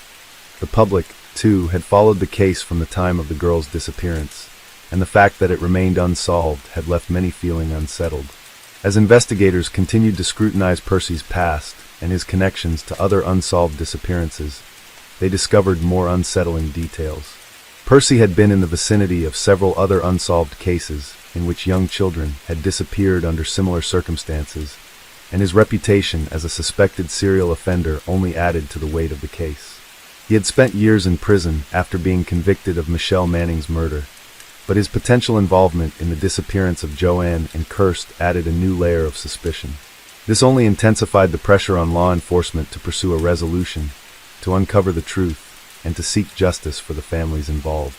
However, with each new piece of evidence that was uncovered, the limitations of the criminal justice system became more apparent. The years of delay meant that witnesses who had once been crucial to the investigation were now difficult to reach, and many were unable to recall the specific details that might have helped secure a conviction. Memories had faded, and some key individuals had passed away. The lack of direct testimony made it harder to build a solid case. Even with modern forensic techniques at their disposal, investigators faced the heartbreaking truth that many of the most critical pieces of evidence had been lost to time. As the case continued to unfold in the years after the breakthrough in 2004, there was no shortage of people demanding justice for Joanne and Kirst. The case was frequently discussed in the media, often highlighted as one of Australia's most haunting unsolved mysteries. Each new revelation about Derek Percy's possible role in the crime sparked debates in the press. For the families of the two girls, this was both a source of hope and pain. While the renewed attention gave them a sense that the case was not being forgotten, the constant reminders of their loss were also a source of profound anguish. The public sympathy for the families grew, but as time wore on, there was a growing sense that the case would never have the neat resolution that people longed for. The truth of what happened to Joanne and Kirst remained just out of reach. The questions that haunted the investigation, the why and the how, remained unanswered. Despite this, the work of the investigators continued. Detective Superintendent Des Bray, who had been at the forefront of the investigation, refused to give up. He had seen too many cases like this one, where pieces of the puzzle were scattered, and justice seemed to be slipping further and further away. But he also knew that it was his job to keep fighting, to continue searching for any remaining clue that might bring closure to the case. But the case of Joanne and Kirst was not just about finding the truth. It was about the larger questions that haunted Australian society at the time. It raised critical issues about the vulnerability of children and the lengths to which society must go to protect them. It highlighted the flaws in the criminal justice system and the challenges faced by investigators when dealing with cold cases. It exposed how time could distort memories and complicate investigations, and how evidence could be lost or damaged as the years passed. While the breakthrough in 2004 had reignited hope, it also brought with it a new set of difficulties. Prosecuting a case that spanned so many years and was based on such circumstantial evidence was not easy. The legal system was ill-equipped to handle cases that were as old as this one, and this posed a significant barrier to achieving a conviction. Even as Percy's involvement seemed likely, the lack of conclusive, direct evidence meant that the case remained in limbo. The families of Joanne and Kirst, after all these years of waiting, had mixed emotions. They had lived through decades of uncertainty and grief, and now, with the renewed investigation, they found themselves caught between hope and despair. They wanted justice, but they also wanted closure. More than anything, they wanted to know what had happened to their loved ones and why. At the same time, the case had become a symbol of the power of perseverance. The fact that it was still being investigated, that new evidence had been uncovered, and that the families had never given up on seeking justice. These were all powerful reminders of the strength of the human spirit. The story of Joanne Ratcliffe and Kirst Gordon was no longer just a case. It was the story of the resilience of those who refused to let their loved ones be forgotten. While the case remains unresolved, the search for answers continued. It became clear that, in many ways, the mystery surrounding Joanne and Kirst would never be fully solved. The passage of time had made it almost impossible to find a clear resolution, and the families continued to live with the uncertainty of not knowing what had happened to their daughters. Still, the case remained a pivotal moment in Australian criminal history, and it demonstrated the complexities of solving a case after decades of searching. Even as the years passed and the chances of ever finding the full truth diminished, the case of Joanne Ratcliffe and Kirst Gordon remained a poignant reminder of the profound impact of unresolved disappearances. It served as a testament to the enduring desire for justice, no matter how long the wait might be. For the families, their pain had not subsided with time. Instead, it had been compounded by the unrelenting quest for answers, and it would continue to echo through generations to come. Story 9. In the year 2004, a criminal case in Australia captured public attention not for the brutality of the crime, but for the shocking nature of the perpetrator's actions. The case was that of the so-called Vandemonian fire, a devastating act of arson that took place in the heart of Melbourne's industrial district. The event, though seemingly an isolated incident, became an emblematic example of the kind of systemic failures that can allow a criminal to operate undetected for years. The fire itself left behind more than just smoldering ruins. It sparked a wave of fear and speculation about what might have been lurking beneath the surface of Melbourne's tight-knit communities. The fire occurred in the early hours of April 18, 2004, at a factory owned by a company called Vandemonian Industries. Located in a small industrial area on the outskirts of the city, the factory produced and stored a variety of materials, from industrial chemicals to manufacturing equipment. The fire quickly spread throughout the building, consuming everything in its path. By the time firefighters arrived, the factory was fully engulfed in flames, and it took them hours to bring the fire under control. The scale of the blaze and the speed with which it spread left investigators baffled, and there was immediate concern about the possibility of foul play. As the investigation began, it quickly became apparent that the fire had been deliberately set. Investigators discovered traces of accelerants at the scene, which pointed to arson. What began as a routine fire investigation soon turned into a complex case that involved an intense search for a suspect who, as it turned out, had been living in plain sight for years. The arson itself, though shocking, was only the tip of the iceberg in a story that would unravel deeper layers of deception, betrayal, and neglect. The first breakthrough in the case came when a security camera, hidden in the alley behind the factory, revealed a figure walking into the premises in the middle of the night. The footage was grainy, but it showed a man carrying what appeared to be a petrol container. With this new information, investigators began to comb through their list of suspects, hoping that someone would stand out. At first, the police had no leads, no obvious suspects. The owner of Vandemonian Industries, William McCabe, was a prominent businessman in the community, and his factory had a reputation for reliability and safety. It seemed unthinkable that anyone from within the company would want to destroy it, especially since McCabe had no known enemies. The factory's employees were equally perplexed, many of them expressing shock and disbelief that one of their own could be involved in something so heinous. As the investigation continued, it became clear that the fire had been set by someone with a deep knowledge of the factory's layout and operations. Whoever had done this knew exactly where to go to cause maximum damage, and it wasn't just a random act of vandalism. The precision and timing of the fire suggested that the person responsible had a personal motive, though no one could figure out what that might be. Days passed, and the investigation seemed to stall. The authorities had a suspect in mind, but lacked the evidence to make an arrest. It wasn't until they learned more about the relationships between McCabe and his employees that they began to piece together the story of who might have been behind the fire. One employee, a man by the name of Simon Harding, stood out. Harding had worked for Vandemonian Industries for several years, but in recent months, there had been whispers of trouble within the factory. Harding was an eccentric man, quiet and withdrawn, but he had begun to act strangely in the days leading up to the fire. Colleagues reported that he had become increasingly agitated, often talking about how the company was going under, and that the future looked bleak for the workers. There were also reports of him frequently arguing with McCabe about wages and working conditions. Some of the workers even claimed that Harding had been talking about taking drastic action to make his point clear, though no one had taken him seriously at the time. When investigators looked into Harding's personal life, they discovered that his financial situation was dire. He had accumulated substantial debt, which he had hidden from his family and friends. His relationship with his wife had become strained, and he was on the brink of losing his home. His behavior had become more erratic in recent weeks, and it was soon revealed that Harding had been under enormous personal stress. It appeared that he had reached a breaking point, and the fire at the Vandemonian factory was his desperate, misguided attempt to get attention. The investigators had their suspect.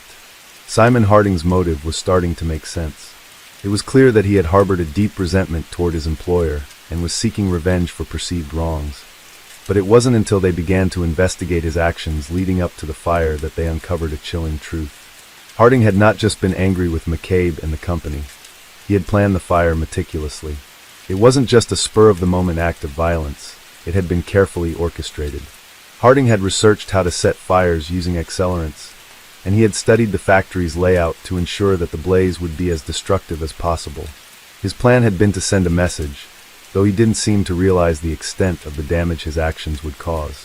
What made the case even more disturbing was the discovery that Harding had gone to great lengths to cover his tracks. He had gone so far as to disable the factory's security cameras and alter the system's settings so that the footage would be unusable. However, the hidden camera that had caught him on tape was a lucky break for investigators, and it ultimately helped them piece together the timeline of events. Harding's attempts to cover his tracks had failed, and after being questioned by authorities, he eventually admitted to setting the fire. The investigation into Simon Harding's actions revealed just how deeply troubled he had become. His motives were rooted in a mixture of financial desperation, anger, and feelings of betrayal. The fire, he claimed, was not meant to kill anyone. It was simply intended to damage the company enough to get his point across. But Harding had grossly underestimated the danger of his actions. The fire had caused extensive damage to the factory and surrounding areas, and there was a real risk of it spreading to nearby buildings, which could have resulted in a much larger disaster. Harding's trial was a media spectacle, as the public struggled to comprehend the reasoning behind his extreme actions. His defense lawyers argued that he was suffering from severe stress and mental illness, but the prosecution maintained that his deliberate planning and actions showed a level of malice that could not be excused. In the end, Harding was convicted of arson, and he was sentenced to a lengthy prison term. His case remained a stark reminder of how unresolved personal issues and a sense of injustice could sometimes lead to catastrophic consequences. As Simon Harding's trial unfolded, the courtroom was filled with a mix of emotions from both the prosecution and the defense, with the former pushing for the maximum sentence, and the latter attempting to mitigate Harding's actions by attributing them to his personal struggles. The fact that Harding's fire had not claimed any lives seemed to add a layer of complexity to the case. While there was no doubt that the destruction was catastrophic, the absence of fatalities meant that the court's handling of the case would be influenced by various factors, including his intent, state of mind, and level of planning involved. The defense team argued that Simon Harding had been in the midst of a mental breakdown, pushed to the edge by mounting financial and emotional pressures. They painted a picture of a man who had been battling personal demons for months, and that the fire was a desperate cry for help rather than a calculated act of malicious destruction.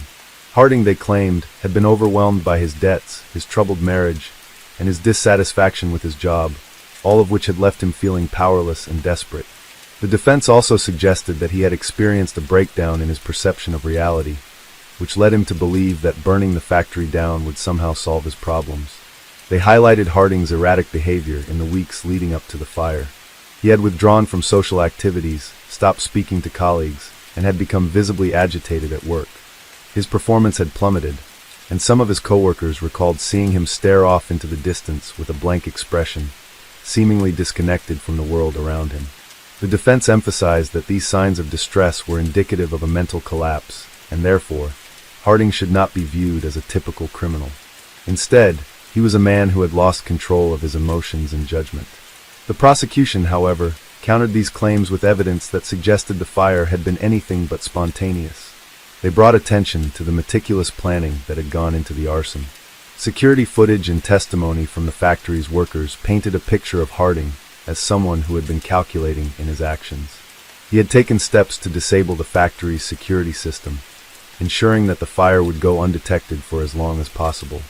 Furthermore, the accelerant he used to fuel the blaze was not something a person suffering from a mental breakdown would normally have access to.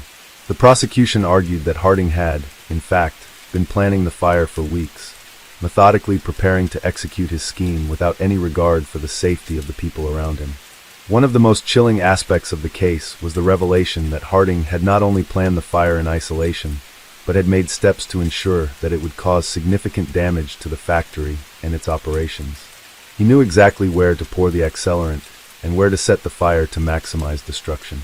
The prosecution pointed out that, despite Harding's personal troubles, his actions were deliberate and that he had carefully chosen the time and place of the fire. The fact that he had not warned anyone or attempted to put out the flames before leaving suggested a lack of empathy and an indifference to the potential consequences. As the trial progressed, the families of the factory workers and local residents began to come forward with their own stories of how the fire had affected their lives. For some, it was a story of loss. Families had been living in fear, uncertain of whether they would receive a call with the news that their loved ones had been trapped inside the burning building. Others spoke of how their lives had been turned upside down by the fire, which had disrupted their sense of security in the community. The local business owners who had been nearby the factory also expressed concern about the long-term impact of the fire on the economy of the area. Several businesses were forced to shut down temporarily due to smoke damage, and the community's sense of trust had been shaken. The entire area had been enveloped in fear, not knowing if something like this could happen again. The emotional testimonies of these individuals painted a picture of the deep scars left by the fire. While no one had been physically harmed, the psychological toll it had taken on the community was immense.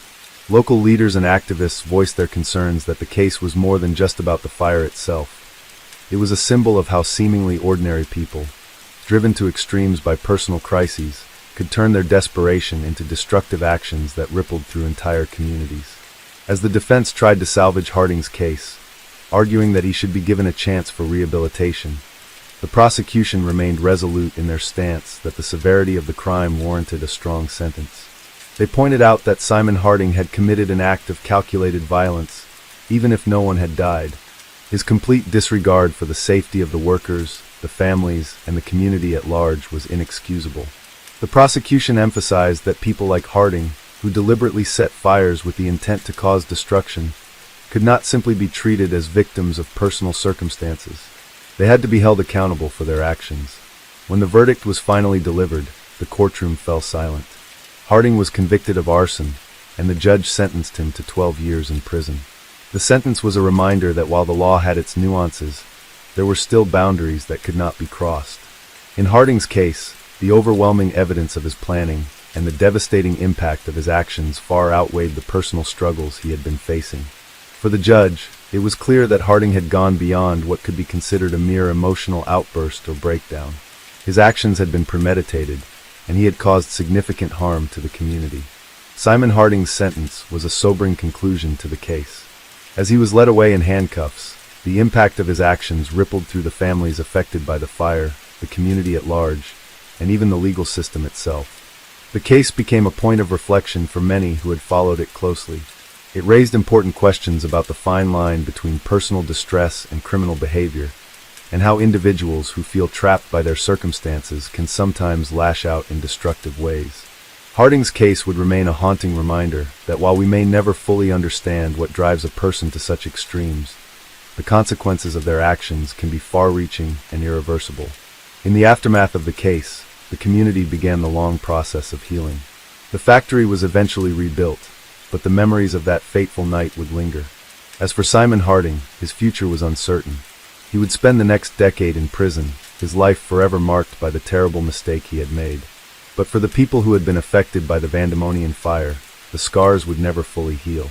They would carry the weight of that night with them, always wondering if there was anything that could have been done to prevent the tragedy from unfolding in the first place. Simon Harding's conviction and the resulting sentence seemed to bring closure to the case, but the reverberations of the Vandemonian fire continued to affect not only those directly involved but the broader community. The investigation had unveiled just how deeply personal and rooted in mental strain the motives behind the fire were. As Harding was carted off to prison, his case was frequently discussed in the media, sparking debates about the intersection of mental health, crime, and responsibility.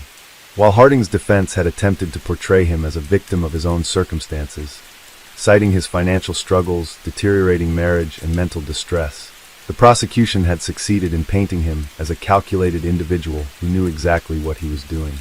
This was not the impulsive act of a mentally unstable man. This was the work of someone who had taken careful steps to ensure maximum destruction. His knowledge of the factory layout, his deliberate planning, and his choice of accelerants all pointed to an individual who had made a conscious decision to harm his employer and the community, regardless of the personal turmoil he faced. In the months following the trial, the families of the workers and the local residents continued to deal with the aftermath of the fire. Some struggled to find closure. They were left to pick up the pieces of their lives, trying to reconcile the image they had of Harding with the reality of what he had done. Many of them had worked alongside him for years and had considered him a colleague, even a friend. His quiet demeanor and long-standing presence at the factory had made it difficult for anyone to imagine that he could harbor such resentment or anger. For the workers who had been in the factory that night, the psychological scars were not as easy to heal. Many spoke about the terrifying moments when the fire broke out, when they realized that something had gone terribly wrong and they needed to escape quickly. The factory had been a place of security, and the idea that one of their own could have been behind the destruction created an atmosphere of betrayal. Some of the workers sought counseling to cope with the trauma, but for others, the emotional toll lingered far beyond the fire. The incident had shattered their sense of safety and trust, leaving them unsure about the future of their livelihoods. The local community, too, was left grappling with the aftermath. In the wake of the fire, many businesses in the surrounding area suffered from a temporary shutdown, as the damage to the factory and the surrounding environment was extensive. The economic loss was significant, but the emotional fallout was even more profound. Neighbors expressed a deep sense of betrayal and fear, as they began to wonder if there were others like Harding, individuals living among them who might one day decide to act out in such destructive ways. People who had once felt safe in their quiet suburban streets now found themselves questioning everything they thought they knew about their community. For the authorities, Harding's case presented a challenge that many had not fully anticipated. The complexity of the situation highlighted the thin line between personal tragedy and criminal intent. It led to a wider conversation about how individuals in similar situations might be prevented from acting on their anger and desperation. Could there have been signs of Harding's intent before the fire? Could his escalating stress have been caught earlier?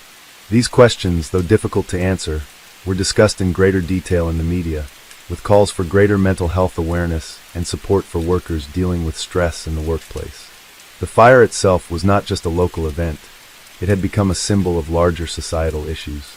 People began to ask whether companies were doing enough to recognize the mental health needs of their employees, particularly those who had been working in high-stress environments or had been under financial pressure. Some experts argued that companies like Vandemonian Industries should have taken more steps to address worker well-being, pointing to Harding's deteriorating mental state as a warning sign. Others, however, argued that such concerns were not always easy to identify, especially when employees kept their struggles hidden from their employers. The media attention surrounding the case had its own effects on Harding. While he was incarcerated, his story became a point of reflection for many. Some saw him as a tragic figure, consumed by his own personal crises and unable to see the consequences of his actions. Others viewed him as a criminal who had carefully planned the destruction of the factory, fully aware of the potential damage he could cause. Harding's own perspective on the situation was murky. In interviews, he had expressed remorse, but his apologies seemed to fall short of the profound regret expected by the public. He had destroyed lives, not just with the fire, but with the breach of trust, the emotional turmoil, and the financial hardships it caused. During his time in prison, Harding continued to reflect on the events that led up to that fateful night. He had regular therapy sessions, which were part of his rehabilitation program, and it became clear that he was not just seeking forgiveness from others, but also from himself. His behavior and demeanor seemed to shift as he moved further away from the person he had been before the fire, but many who had followed the case remained unconvinced of his true transformation. The question remained, could a person like Harding ever truly be rehabilitated, or was his crime too great for any amount of reflection to restore what had been broken? As the years went by, the fire at Vandemonian Industries slowly faded from the headlines, but it remained a dark chapter in the lives of those affected. The factory was eventually rebuilt, and the area around it began to recover, but the emotional wounds left behind would take much longer to heal. Simon Harding's name continued to resurface from time to time, whenever people discussed the intersection of crime, mental health, and personal responsibility. The incident would go down as a cautionary tale for future generations, an example of how unchecked personal struggles, if left unaddressed, could lead to tragic outcomes for both the individual and the community. In the end, the story of the Vandemonian fire was not just one of criminality and punishment, but one of a fractured society, struggling to address the complex issues surrounding mental health, corporate responsibility, and personal accountability. It forced many to reconsider how we view those who commit crimes, not just as perpetrators, but as individuals with deeper stories, often hidden beneath layers of pain, pressure, and resentment. Harding's actions were reprehensible, but they were also a reflection of larger, unresolved issues that society had yet to fully confront. The fire he set would continue to burn in the memories of all those affected, a stark reminder of how far-reaching the consequences of one man's desperate act could be. Story 10. In 2004, Japan experienced a crime that shocked the nation and sent waves of disbelief through its communities. The case involved a series of brutal murders, orchestrated by a group that seemed to have carefully planned and executed their actions with chilling precision. The events, which would later become known as the Shibuya murders, unfolded in one of Tokyo's most vibrant districts, a place known for its bustling nightlife, fashion, and entertainment. But beneath the neon lights and the crowds, a dark plot was quietly taking shape, one that would soon disrupt the lives of many and stain the city with a tragic tale of betrayal, manipulation, and death. The Shibuya murders began on a warm spring evening in May 2004. A young woman, only 23 years old, was found brutally murdered in an upscale apartment near Shibuya Station. The victim, Yumi Nakamura, had been an aspiring model and actress, a woman whose life had been full of promise. Her body was discovered by her roommate, who had returned from a late-night shift at a nearby cafe. The scene was gruesome. Nakamura had been stabbed multiple times, her lifeless body left on the floor of her apartment, a pool of blood surrounding her. At first, the police were puzzled. There seemed to be no immediate motive. The apartment had not been ransacked, and there was no indication that anything of value had been stolen. The investigation began, but no solid leads were available. The police initially focused on Nakamura's personal life, interviewing her friends, family, and acquaintances to gather any potential clues. They soon learned that Nakamura had been involved in a romantic relationship with a man named Taro Takahashi, a 28-year-old who worked as a photographer in the entertainment industry. Takahashi, a man with a reputation for being charming yet temperamental, became one of the primary persons of interest in the case. Takahashi was known to have been possessive of Nakamura, and there had been rumors of tension between the two. Neighbors reported hearing loud arguments from the couple's apartment in the days leading up to the murder. Takahashi, however, denied any involvement in the crime. He claimed that he had been at a nightclub in Roppongi on the night of the murder, with several friends who could vouch for his whereabouts. The police, while skeptical of his alibi, found no concrete evidence that could directly link him to Nakamura's death. As they dug deeper into his background, they discovered a dark secret. Takahashi had been heavily in debt and had recently lost several lucrative contracts with modeling agencies. But there was no clear motive for murder, at least not one that could explain the brutality of the crime. The case grew cold as weeks passed, and the public's attention began to shift elsewhere. However, just 2 months later, another murder occurred, and it was eerily similar to Nakamura's. This time, the victim was a 29-year-old woman named Haruka Sato, a rising star in the fashion world. Sato's body was discovered in her own apartment in the Minato ward of Tokyo. She too had been stabbed multiple times, and once again nothing appeared to be stolen. As in Nakamura's case, the police found no immediate suspects or obvious motives. The pattern was undeniable. 2 women, both young and successful, both involved in the entertainment industry, both brutally murdered. The police could not ignore the growing connection between the deaths, and they began to question whether these killings were the work of the same individual or group. It was clear that the murders had not been random acts of violence. They were calculated, and the killer, or killers, had some kind of specific target in mind. As the investigation into Haruka Sato's murder progressed, a breakthrough came from an unexpected source. A former associate of Takahashi's, a man named Kenji Yamamoto, came forward with a chilling confession. Yamamoto revealed that Takahashi had confided in him just days before Nakamura's murder. According to Yamamoto, Takahashi had been struggling with his career, his personal relationships, and his mounting debts. He had become obsessed with the idea of making a name for himself, and he had begun to use his connections in the industry to manipulate young women into compromising positions. According to Yamamoto, Takahashi had once told him, "If I can't make it, then no one can." Yamamoto also claimed that Takahashi had become fixated on Sato and Nakamura, viewing them as rivals who were stealing the spotlight from him. He believed that if he could eliminate these women, he would be able to take their places in the entertainment industry. Yamamoto's information, though chilling, provided a potential motive for the murders. The police quickly moved to arrest Takahashi for questioning. When Takahashi was confronted with the new evidence, he initially denied any involvement in the murders. However, as the police pressed him, he finally broke down. In a moment of confession, Takahashi admitted to both killings. He described in detail how he had meticulously planned each murder, choosing the perfect moment to strike when his victims were alone and vulnerable. He confessed to luring them into false senses of security before brutally attacking them in their own homes. His motives, according to him, were driven by a mixture of jealousy, rage, and the belief that he was entitled to the success these women had achieved. He believed that by eliminating them, he could step into their roles in the industry. Takahashi's confession shocked not only the police, but also the entire nation. The idea that a man so seemingly charming and connected in the entertainment world could harbor such violent tendencies was difficult for many to comprehend. His actions, rooted in deep-seated envy and personal failures, shattered the illusion of the glamorous world he had once inhabited. The news of the murders and Takahashi's arrest spread rapidly through the media, and the public was left to grapple with the dark side of the entertainment industry. As the investigation deepened, more unsettling revelations about Takahashi's personal life began to emerge. It became clear that his outward persona, an aspiring photographer with connections to some of Japan's most prominent figures in fashion, was a facade, one that hid his true nature. Despite his professional success, Takahashi was struggling with his inner demons. His mental state had been deteriorating for years, and his inability to cope with his mounting failures became the fuel for his increasingly erratic behavior. The more the police learned about Takahashi's history, the more disturbing his actions seemed. Takahashi's career had once been full of promise. He had worked for well-known fashion magazines, and his photographs had appeared in numerous advertisements. However, as the years passed, his star began to fade.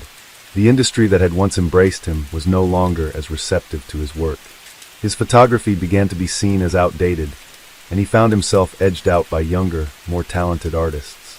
The contracts he once had with modeling agencies dried up, and his debts began to pile up. The pressure to maintain an image of success, coupled with his increasing financial instability, created a perfect storm of stress and anger within him. But it was not just his professional life that was in turmoil. Takahashi's personal relationships had also deteriorated. His relationship with Yumi Nakamura, once a source of joy, had become fraught with tension. Nakamura, a beautiful and talented young woman, had ambitions of her own in the entertainment industry.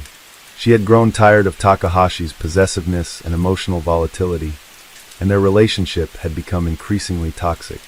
Her decision to distance herself from him had enraged him, further stoking his feelings of inadequacy and resentment. It was these personal frustrations that seemed to fuel Takahashi's descent into violence. His jealousy over the success of Nakamura and Sato, both women who had gained recognition in the very same world he had once been a part of, became a defining feature of his mindset. In his mind, they were not just rivals, they represented everything he had lost: youth, beauty, and the career he once thought he could control. To Takahashi, their success was a reminder of his failure. It became clear that his obsessive behavior went beyond mere envy. He felt a deep need to rid himself of these reminders, to destroy what he saw as obstacles to his own redemption. Takahashi's confessions painted a disturbing picture of premeditation.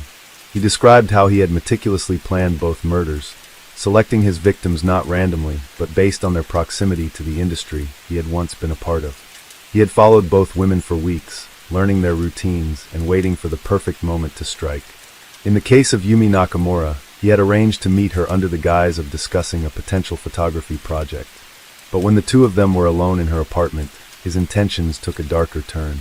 Takahashi spoke of the moments leading up to the murder as though they were detached from reality.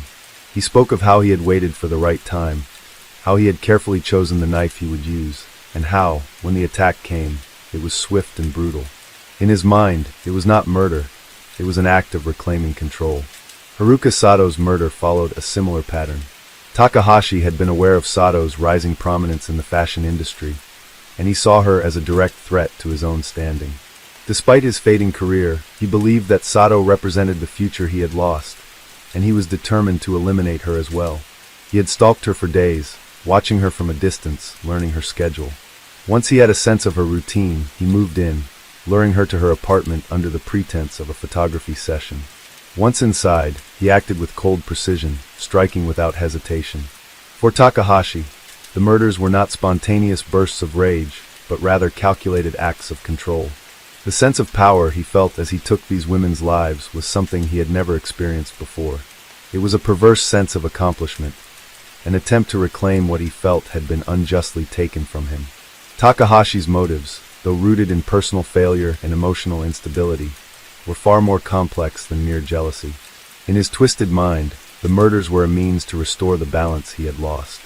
He saw them as an act of purging, a way to cleanse himself of the feelings of inferiority that had festered for so long. As the police continued to unravel the details of Takahashi's actions, they also discovered the extent of his manipulation. Takahashi had carefully cultivated relationships with those around him, always presenting himself as a sympathetic figure. He had many acquaintances in the entertainment industry who trusted him, not realizing the depths of his obsession and resentment. He had always been able to charm those around him, using his connections and charisma to mask his insecurities and darker impulses. It was only when his true nature was revealed through his confession that the full scope of his manipulations became apparent. The police investigation also revealed a disturbing detail.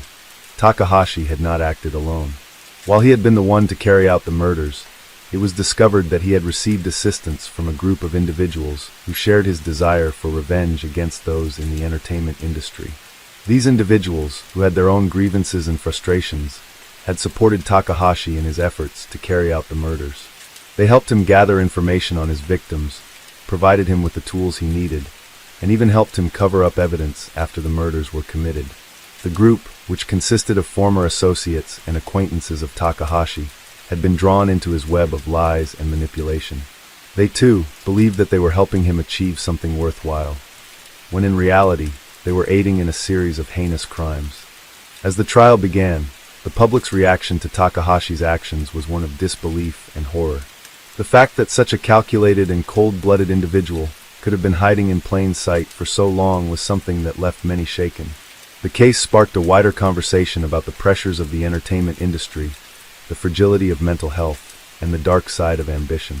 Takahashi's story became a cautionary tale for many, a reminder that even those who seem to have it all can be hiding deep, destructive insecurities beneath the surface.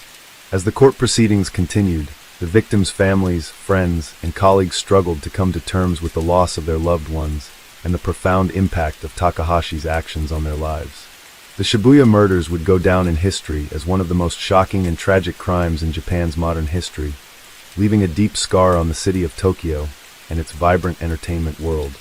As Takahashi's trial continued, his defense team attempted to portray him as a man who had been driven to madness by a combination of personal failure, financial ruin, and the pressures of the entertainment industry. They argued that he had been suffering from a mental breakdown during the murders, and that his actions were not entirely within his control. The defense even went so far as to claim that Takahashi's history of emotional instability and depression had clouded his judgment, pushing him to commit the heinous crimes. However, the prosecution was firm in its stance. They rejected the notion that Takahashi's mental state could serve as an excuse for such brutal murders. They pointed out that the murders were not the result of an impulsive outburst, but rather part of a deliberate, methodical plan. Takahashi had stalked both Yumi Nakamura and Haruka Sato for weeks, carefully studying their routines and waiting for the opportune moment to strike. He had used his knowledge of their lives to manipulate and deceive them, gaining access to their homes under false pretenses before carrying out his attacks. His confession was chilling in its detail, with Takahashi admitting that he had spent days thinking about how to eliminate his victims.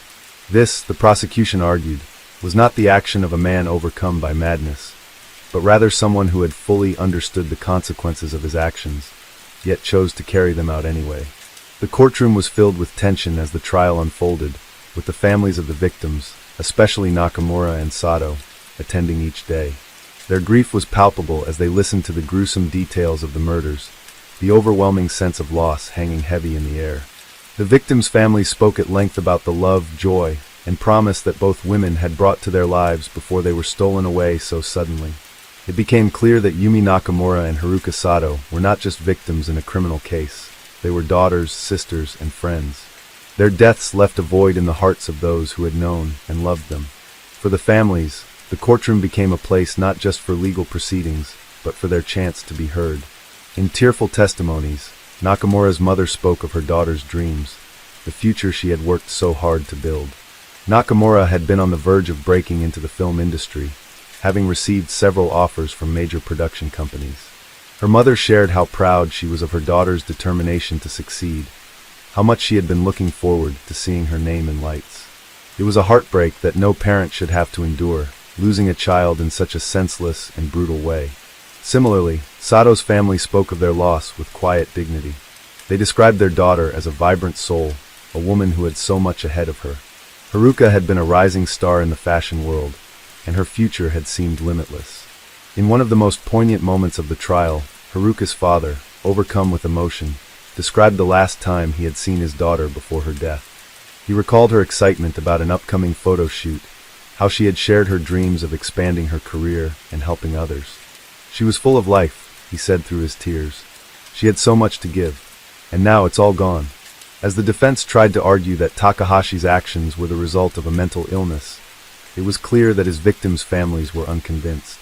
They could not fathom how anyone, no matter how disturbed, could take the lives of two promising young women with such cold calculation. They demanded justice, not just for the victims, but for the countless others who had been affected by the tragedy. Takahashi's mental state was also scrutinized by experts. Psychiatric evaluations were presented in court, detailing his history of depression, anxiety, and obsessive tendencies. He had been prescribed medication in the past, but there was little evidence to suggest that he had been actively seeking treatment at the time of the murders. The defense tried to argue that Takahashi had been overwhelmed by his mental health issues, but the prosecution painted a different picture. One of a man who, despite his personal struggles, had been fully aware of his actions. As the trial reached its conclusion, the judge addressed the gravity of the situation. He acknowledged the complexity of the case, noting the tragic loss of life and the deep emotional scars left on the victims' families. He also highlighted the deep psychological torment that Takahashi had evidently suffered, but ultimately, he made it clear that the law must take precedence over any personal suffering. The crimes Takahashi had committed were unforgivable, and he would be held accountable for his actions. On the final day of the trial, Takahashi's fate was sealed. The jury deliberated for only a short period before returning with a verdict of guilty on both counts of murder. The courtroom was quiet as the judge delivered the sentence. Takahashi was sentenced to life in prison, without the possibility of parole. His defense had hoped for a reduced sentence based on his mental state, but the severity of the crimes and the premeditated nature of his actions left little room for leniency. The verdict was met with a mixture of relief and sorrow. For the families of Nakamura and Sato, the conviction brought a small sense of closure, but it did little to ease the pain of their loss. The grief would linger long after the trial ended. As Takahashi was led away in handcuffs, he showed no emotion, his face cold and impassive. It was as though he had been detached from the world around him, completely indifferent to the lives he had destroyed. The Shibuya murders would go down in history as one of Japan's most disturbing and senseless crimes. The tragedy left a deep scar on the entertainment industry, which was forced to reckon with the darkness that could lurk behind the glamour and fame. The public was forced to confront the uncomfortable reality that even those who seemed to have it all could harbor deep, destructive emotions that, when left unchecked, could result in unfathomable violence. For the victims, their families, and the people of Japan, the case was a stark reminder of the fragile line between success and failure, and the devastating consequences of unchecked ambition. Story 11. In the summer of 2005, a disturbing and tragic case shocked the American public, one that would remain unresolved for years, casting a shadow over the small town of Shreveport, Louisiana.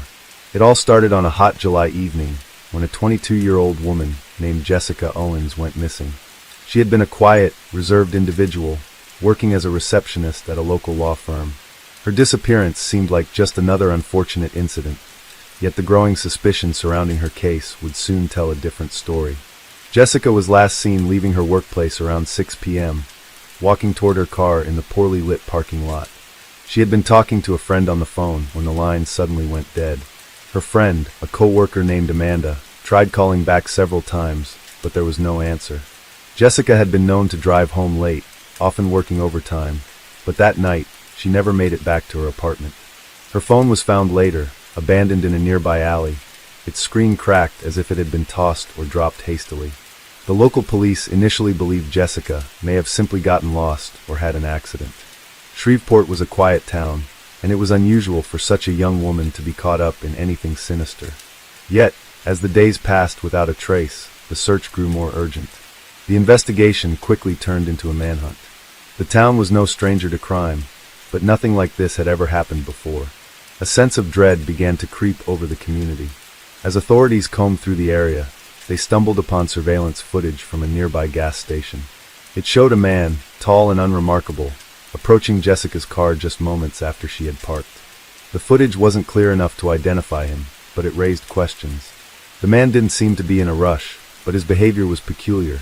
He glanced around nervously, as if ensuring no one was watching. Within hours, the case had gone from a missing person to a possible abduction. A task force was quickly assembled to search for Jessica, and the local news began running stories every hour. The public was terrified. The thought of someone preying on innocent victims in broad daylight rattled everyone. The police had little to go on, but the footage of the strange man sparked a few leads. Several tips came in, including one from a local resident who believed the man might have been someone she had seen walking around the neighborhood for weeks. He appeared harmless, just another face in the crowd, but now the police had to reconsider everything. Days turned into weeks, and despite the media frenzy, there was still no sign of Jessica. The small town of Shreveport was on edge, with people locking their doors and whispering about the possibility of a serial abductor. Some wondered if this could be the work of a predator who had been watching for months, waiting for the perfect moment to strike. The police, under increasing pressure, worked tirelessly but were haunted by one question. What had happened to Jessica Owens? The case took a sudden turn when a second woman, 25-year-old Melissa Carter, was reported missing just a few weeks later.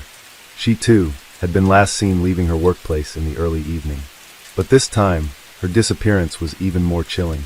Melissa's car was found parked in the same lot as Jessica's. It was as if history was repeating itself. Police now feared they were dealing with a serial abductor, someone who had been biding their time, selecting victims who seemed to blend into the background, people who would go unnoticed until it was too late. As the investigation deepened, detectives began to draw parallels between the two disappearances. Both women were young, working professionals with little to no known enemies. Neither had any history of conflict or dangerous relationships. It appeared, at least at first, that they were random victims, selected for no apparent reason. But then the breakthrough came. A new lead emerged when a witness came forward, a man who claimed to have seen a suspicious figure lurking near the parking lot the evening Jessica had vanished. The man was certain he had seen the same figure near the scene when Melissa disappeared weeks later. This man, who had been too afraid to come forward earlier, told detectives that he had seen a black van parked nearby on both occasions. The sighting seemed insignificant at the time, but now it felt like a crucial piece of the puzzle. Investigators quickly set out to find the van. They scoured the town, checking rental records and local businesses, hoping for a lead. It was a painstaking process, but eventually they tracked down the vehicle, a 1998 Ford Econoline van, through a series of witnesses who had seen it in the area. It was registered to a local man, a 48-year-old mechanic named Carl Peterson. Peterson was known around Shreveport as a quiet, unassuming man. He had no criminal record, no history of violence, and appeared to be a hard worker. But as the detectives dug deeper into his life, they uncovered unsettling details. Carl Peterson had lived alone for years in a modest house on the outskirts of town. Neighbors described him as eccentric, but harmless. However, they also mentioned that he had been acting strangely in recent months, paranoid, reclusive, and obsessed with cleaning his van, especially the interior. The more detectives learned about Peterson, the more questions began to arise. Why was he so obsessed with his van? What had he been doing around the time of the disappearances? As they sought a warrant to search his property, they had no idea that their investigation was about to take a darker turn. The tension in Shreveport reached a fever pitch as the search for Carl Peterson's van intensified.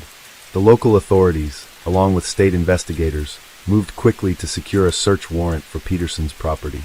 His house, tucked away in a quiet part of town, appeared unremarkable at first glance, just another small, aging residence on a tree-lined street.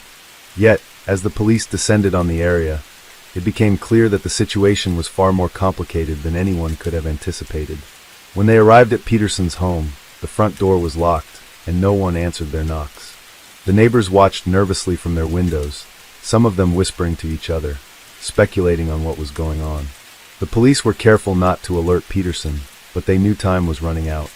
With the warrant in hand, they forced their way into the house, and what they found inside shocked them to their core. Carl Peterson's home was sparse, almost clinical in its neatness. There was no sign of disorder, no evidence of a violent struggle, nothing to suggest that anything sinister had occurred there. However, as they began to search more thoroughly, they made a disturbing discovery in the basement, a collection of photographs. Hundreds of photos, some of them professionally taken, others more casual, but all focused on young women. Many of the women were unfamiliar, their faces hauntingly beautiful in their normalcy, their eyes vacant, as if they were captured in a moment of utter obliviousness. And as investigators flipped through the photos, they realized that some of them resembled Jessica Owens and Melissa Carter, women who had now been missing for weeks. But it wasn't just the photographs that caused unease. It was the carefully marked dates on the backs of each one. Peterson had documented their movements, where they had been, when they had passed by certain streets or entered specific stores. It became apparent that these women had been under his watch for much longer than anyone had known. He had been keeping track of their routines, learning their schedules, and biding his time. The photos were disturbing enough, but it was the realization that Peterson had been stalking his victims for months, perhaps even years, that made the case take on a new, far darker dimension. As the investigation deepened, the police found more evidence that suggested Peterson's involvement in the disappearances. They located a hidden room in the back of the basement, a room that was sealed off from the rest of the house. Inside, the air was thick with dust, and the walls were lined with old newspapers, many of them yellowed with age. But in the center of the room was something far more chilling. A small desk, covered in maps and notes, with pins and strings crisscrossing across them, connecting various locations throughout Shreveport. The maps seemed to indicate places where Peterson had been, spots where he had likely observed his victims. Even more unsettling was the discovery of a large, locked chest in the corner of the room. When the police managed to open it, they found it filled with small personal items, belongings taken from the missing women. Pieces of jewelry, a wallet, a pair of earrings that once belonged to Melissa Carter, and a necklace that Jessica Owens had been wearing the last time anyone saw her. It was as if Peterson had been collecting trophies, keepsakes from the women he had watched, following their lives from the shadows until he had made his move. The more they uncovered, the more the patterns seemed to emerge. It was clear that Peterson had been stalking not just Jessica and Melissa, but possibly other women before them. But with no bodies, no definitive proof that he had harmed them, the police were left to wonder just how far his obsession had gone. They still had no idea whether Peterson had abducted the women, or if they were still alive somewhere. The possibilities were terrifying, each one darker than the last. With this new evidence in hand, the police arrested Carl Peterson on charges of kidnapping and unlawful detention. His arrest sent shockwaves through Shreveport, as residents began to question how someone so seemingly ordinary had hidden such dark secrets for so long. Peterson was calm during his arrest, almost eerily composed, as if he had been expecting this moment. He made no attempt to resist, no effort to flee or cover his tracks. His silence only fueled the growing suspicion that he knew far more than he was letting on. But despite their best efforts, Peterson remained tight-lipped, refusing to speak about the missing women. He was careful with his words, choosing to say nothing at all. His attorney maintained that he was innocent, that the evidence against him was circumstantial at best. But as the days wore on, the police began to piece together the full extent of Peterson's obsession. They could not ignore the mounting evidence, nor could they dismiss the connection between the photographs, the maps, and the trophies he had kept. Meanwhile, the families of Jessica Owens and Melissa Carter were desperate for answers. They had waited so long, clinging to the hope that their daughters were still alive, that they had simply gone missing for some unknown reason. But with each new discovery, that hope began to fade. The case was no longer just about a disappearance. It was about finding the truth, no matter how painful it might be. The police were now on a race against time, trying to piece together the final clues. They had to find the missing women, if they were still alive, and they needed to know why Peterson had targeted them. Was it purely for the thrill of watching them, or was there something deeper at play? What had driven him to commit these unspeakable acts?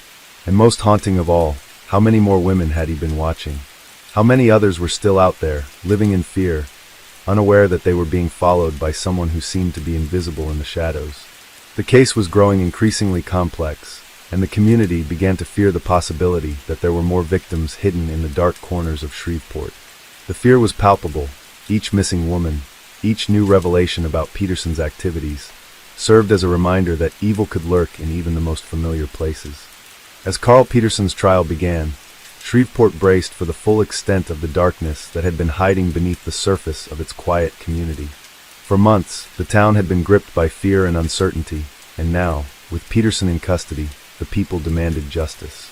But what they would learn in the coming weeks would shock them to their core. The prosecution had built a strong case. The photographs, the maps, and the personal items taken from the missing women were irrefutable evidence of Peterson's obsession. Yet there was still one question that lingered.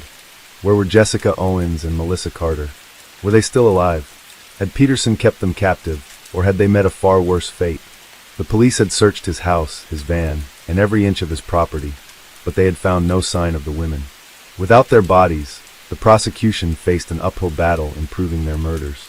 Despite the mounting evidence, Peterson remained stoic throughout the trial, offering no explanation for his actions. He never once showed any emotion as the testimony unfolded, and his silence only added to the unsettling nature of the case. Some believed his calm demeanor was a sign of guilt, while others thought he was simply too cold to care. But the more the court learned about his past, the more chilling it became. Peterson's background, was as unremarkable as his life in Shreveport. He had been born in the town, raised in a modest home by parents who were known to be strict but not abusive. His childhood was ordinary, no history of trauma or abuse. He had graduated from high school, spent a few years working in various menial jobs, and eventually found his niche as a mechanic. There was nothing in his early years that would suggest he would become a predator. To many, this was the most terrifying part. Carl Peterson was just an average man, blending in with the crowd. He had no obvious motivations, no signs of a troubled past. He was just ordinary, but as the trial progressed, more was revealed about his relationships, or lack thereof. Peterson had never been married, never had any long-term relationships. His only interactions with women seemed to be those he had stalked from the shadows. Friends and co-workers testified that he had always kept to himself, never socializing or seeking out companionship. He had lived alone for years, his life consumed by his work and seemingly his obsession with watching others. It was as if he had no true connections to anyone, no meaningful relationships. Instead, he had become fixated on the women around him, observing their lives as though they were part of some twisted game. The defense, however, tried to argue that Peterson had simply been a victim of circumstance, that his obsessive behaviors were the result of a deeply repressed psyche. His attorney suggested that Peterson had never intended to harm anyone, that his actions were an attempt to connect with the women he had admired from afar. They painted him as a lonely man who had suffered from an inability to form normal relationships, someone who had lost himself in a world of delusion.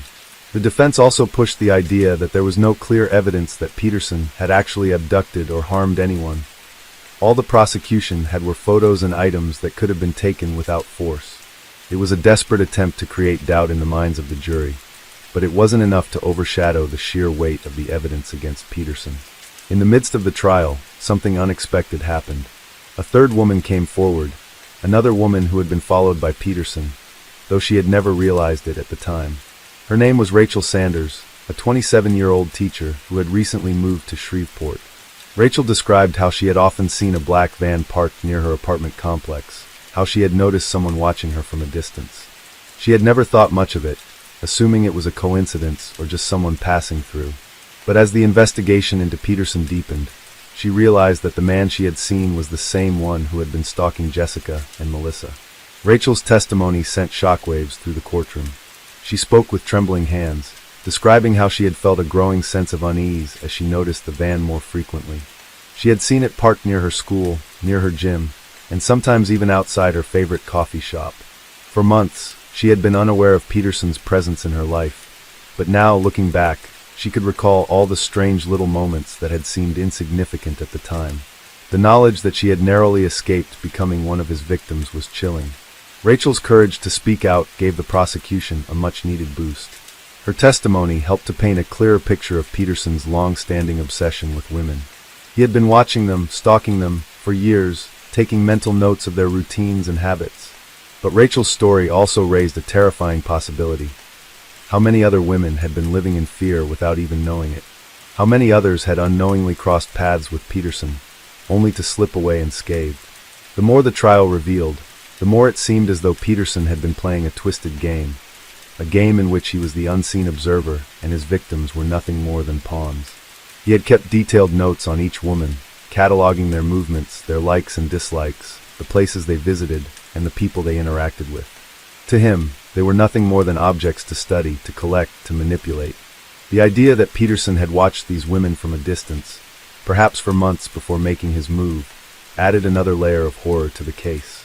As the trial neared its conclusion, the jury deliberated for hours, weighing the evidence, the testimonies, and the chilling reality of what had transpired. There was little doubt in anyone's mind that Peterson had been responsible for the disappearances of Jessica Owens and Melissa Carter. The question now was whether the evidence was enough to convict him of murder, or if the defense could convince the jury that Peterson's actions had been driven by some form of psychological disorder, one that prevented him from fully understanding the consequences of his actions. In the end, it was the prosecution's case that carried the most weight. The jury found Carl Peterson guilty of 2 counts of first-degree murder, as well as multiple counts of kidnapping, stalking, and unlawful detention. The verdict was met with a mixture of relief and horror. Relief that the man responsible for the terror in Shreveport had been brought to justice, but horror at the extent of his actions, and the realization that the town had been living with a predator in their midst for so long. Carl Peterson was sentenced to life in prison without the possibility of parole. The families of the victims were left to mourn, knowing that their daughters would never come home. But for the town of Shreveport, the trial was a painful reminder that sometimes the most terrifying monsters are the ones that walk among us unnoticed.